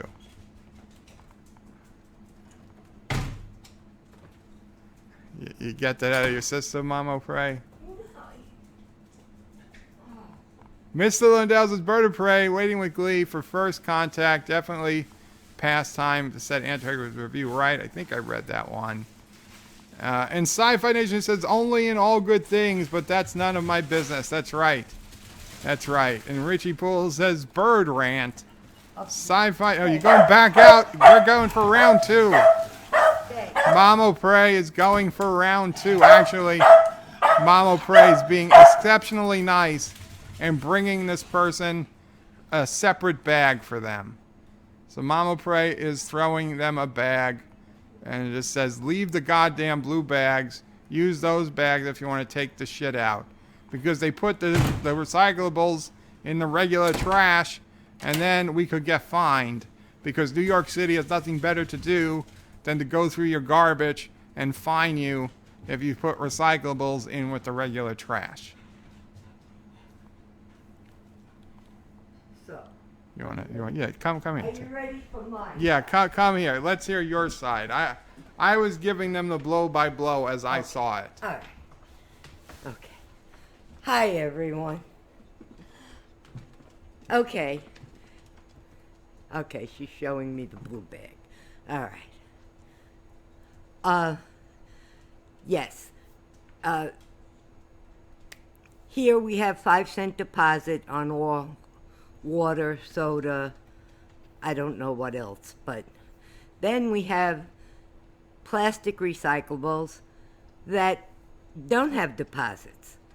Well, when I put out the recycling, I put everything in the blue bag that New York City Sanitation picks up. There are people that come around and want the bottles that have the 5-cent deposit. I don't mind them taking it. Most of them just take the whole bag and then throw out the other recyclables, I guess at their own house or somewhere else. And that's okay. But this woman was taking out all the plastic that didn't get deposits on and putting it in with the regular garbage in a white bag that doesn't get recycled. And that's when I went out there and I said, look, I don't know how much English she spoke, but I said, no. You can take the bottles, but leave me the bag. And she's showing me, she's leaving me a bag. I said, no, not that bag. I want the blue bag. This bag I'm pointing at. And then I came in and even got her a couple of other bags that she could take the deposits with. So sometimes you have nice people and then you have ones that could care less. This is not the normal person that comes around, but at least she understood English. So I'm okay. I'm not ranting. I'm just, Okay, very nice. Okay, sorry. Very nice. You don't have to be sorry. I'm very happy you're happy. Yes, I'm happy. My blue bag is still there. Mr. Londell says excuse me, let me turn the microphone back. Mr. Londell says there's that thing with the Admiral and a bootleg cloaking device in the past. That is true. So you think he wouldn't get the Enterprise because he sold out his former. And Thomas Potts with a $1.99 super chat. According to your Twitter, your basement is flooded. We did get it didn't completely flood. In the middle of the night, I heard a bird. I woke up at like 2 a.m. for a jaloja, and I was trying to go back to sleep, and outside I keep hearing a bird going hoo hoo hoo hoo hoo hoo, and like every 3 seconds. And I was like, God damn it, isn't it a little cold for birds to be like? It sounded like it was a baby bird, like in a nest. I'm like, isn't it a little cold for birds to be having babies this time of year? And I'm like, where the hell is it even? It sounded like it was in our backyard. And I was like, yeah, whatever. Nature. And I don't know, it took me a while to get to sleep, but it annoyed the hell out of me. And then I wake up, Mamo Prey is up, and she's hearing something. She's like, I hear the noise. And I was like, yeah, it's a bird. It's like, no, that's the water alarm. Apparently, it was the water alarm that's actually an owl. It's an owl-shaped water alarm, so it makes a hooing noise. And it wasn't outside, it was in our basement. It was the absolute furthest it could be in this house from my hospital bed. Okay, it was down the basement and all the way to the back of the house, where I'm on the main floor all the way to the front of the house. The fact they could hear it at all was freaking amazing, that any of us could hear it. And at the same time, Sister O'Prey comes out of the bedroom she's staying in, and she says, I think there's something chirping downstairs, or making a noise, beeping downstairs. And yeah, it's the water alarm. So Mom O'Prey goes down, and there's quite a bit of water. But luckily, it's in a part of the basement that it's been 6 or 7 years since it had rain before. We've had tremendous amount of rain the last day or two. And this particular area of part of New York City last night got hit really, really hard. Even the highways flooded.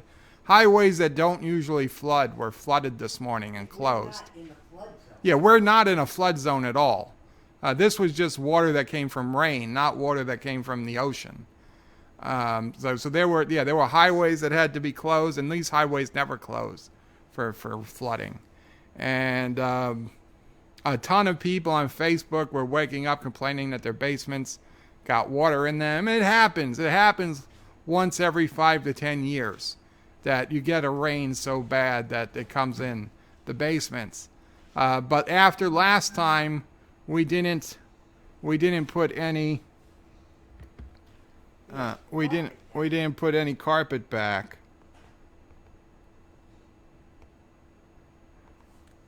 Did I say blooded? Oh, jeez.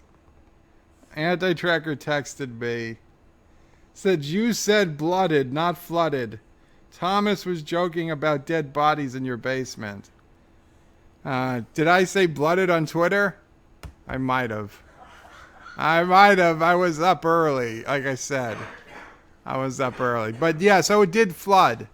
It did flood a bit. But luckily, we didn't have anything important in there, and Mom O'Prey had moved out a lot of the stuff in anticipation.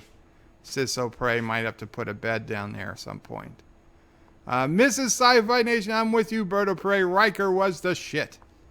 Anti-Trigger says, Bert O'Prey, remember that according to Lore Reloaded, Riker deserved to be kicked out of Starfleet due to what he did in this film. Yeah, and also, according to Lore Reloaded's video today, Lore Reloaded is broken. The short tracks finally broke Lore Reloaded. He doesn't know he's lost his way because of Ephraim and Dot. Ephraim and Dot was so bad to Lore Reloaded, he has literally lost his faith in Star Trek and canon. He doesn't know what's canon anymore. He feels like somebody who's lost their soul.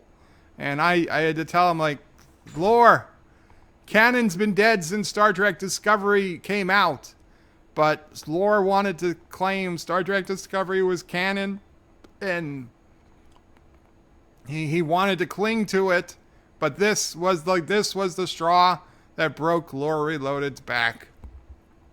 Figuratively, not literally, but he honestly, he doesn't even know what he wants to do anymore because of just how bad Ephraim and Dot was to him. Sci-Fi Nation says, cry havoc and let loose the dogs of war. Shromore says, Bird of Prey, you've got to cry havoc before you release Sassy. John Street says, Bird of Prey, the bird version is not the real version of Bird of Prey's 12 Days of Christmas. Sci-Fi Nation says, Sassy got my chihuahua going off. Thanks, bud. Shromore says, Bird of Prey, I thought you were about to say Mom O'Prey was bringing out a baseball bat. And then I heard a bag. I stand corrected. That would have been funny, but no baseball bat for Mom O'Prey to bring out. If she was going to bring out anything, it would be a particularly large monkey wrench, just so you know. Or the batleth. She could always bring out the batleth. Thomas Potts says, according to your Twitter, basements are blooded. Wow, I did say blooded, huh? Blooded, not flooded. Well, they're not blooded. Just so you know, that was a typo. I think B's and F's are really close on the keyboard. That's probably what it was. Yeah, no, it's not blood. No blood in the basement. Sci-Fi Nation, a bird that says who are called owls. Yes, I'm aware. I'm aware. Ms. Lindell's Bird of Prey, just tell Leroy Reloaded that being canon is a big brassy thing that goes boom. And Sci-Fi Nation, Bird of Prey, Riker said on screen in TNG that the ship cleans itself. I pointed out to Lore Reloaded last night, but he wasn't trying to hear it. Well, Lore was very, very upset last night. I'm sure I think he's probably still,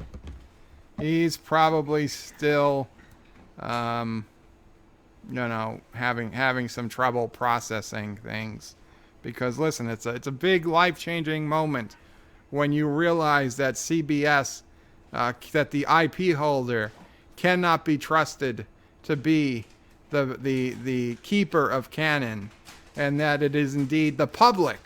It's with the public, with the fans, that canon ultimately rests. And yes, that's one of Doomcock's laws of canon, although I've always believed it before I even knew who Doomcock was. The fans get to decide what's canon. And I'm sorry, 99% of the time, when you have a properly functioning company, the fans will agree and give their blessing that the company can make the canon, because most of the time, companies are looking to do right by their product, to do right. Is she back again, Sassy? No, just somebody walking across the street. So most of the time, companies are looking to do right for their product, do right to the consumer, the customer, and everybody can be happy and agree what's canon. But once in a while, we get such a disconnect, like we're getting in 2019 with Star Trek, with Star Wars, with Doctor Who, like we had in 2016 with Ghostbusters, that thank God they came to their senses now here at the end of 2019 and going into 2020. That the fans have to say, no, we are the keepers of canon. We allow you to think you are. We allow you to make these decisions, but we are the ultimate judge and jury. We're the Supreme Court of canon, not you.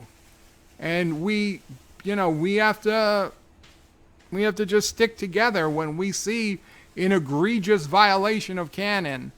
They're like, no, okay? I don't care what you say, CBS.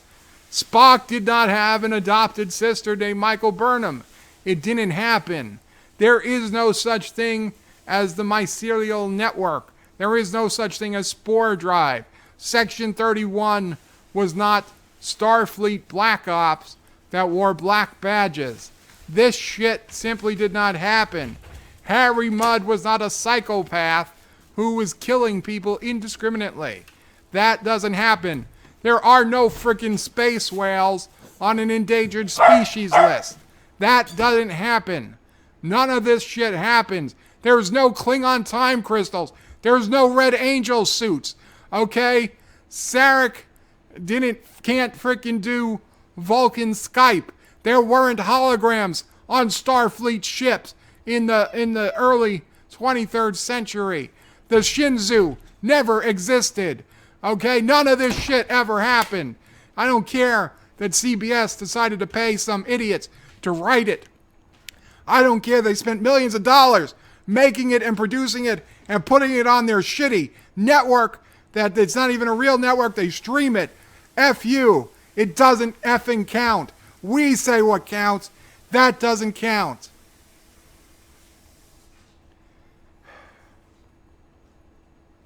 And Spock never said, I like science. And Spock doesn't have space dyslexia. And the power of math, people, it never happened. And Tilly, she might be a very nice person, but she never won a fucking marathon, and she never will in her entire effing life.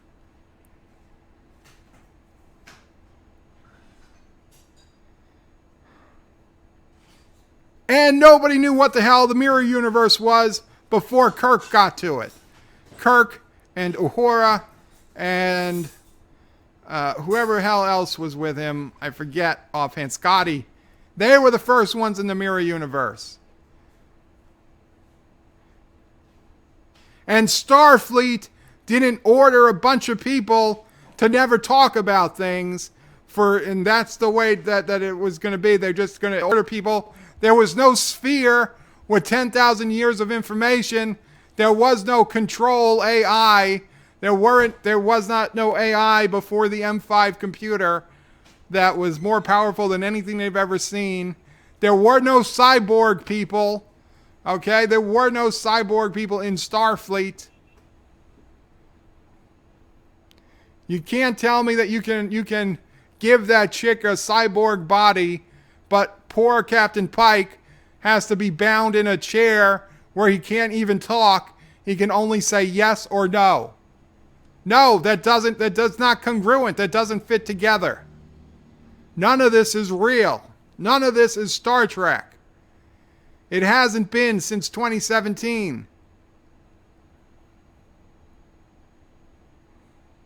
But Lore just found that out. Lore was living in a fantasy world for the last 2 years, and it just hit him. So it hit him hard, and I feel bad for him. I really do. But I think he'll be better off once he gets past this. Yosef says blood pressure over 90. Okay. I'm checking the heart rate.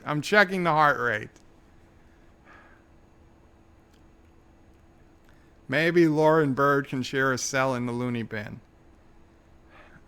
98. No, 90. Yeah, 98. Heart rate of 98.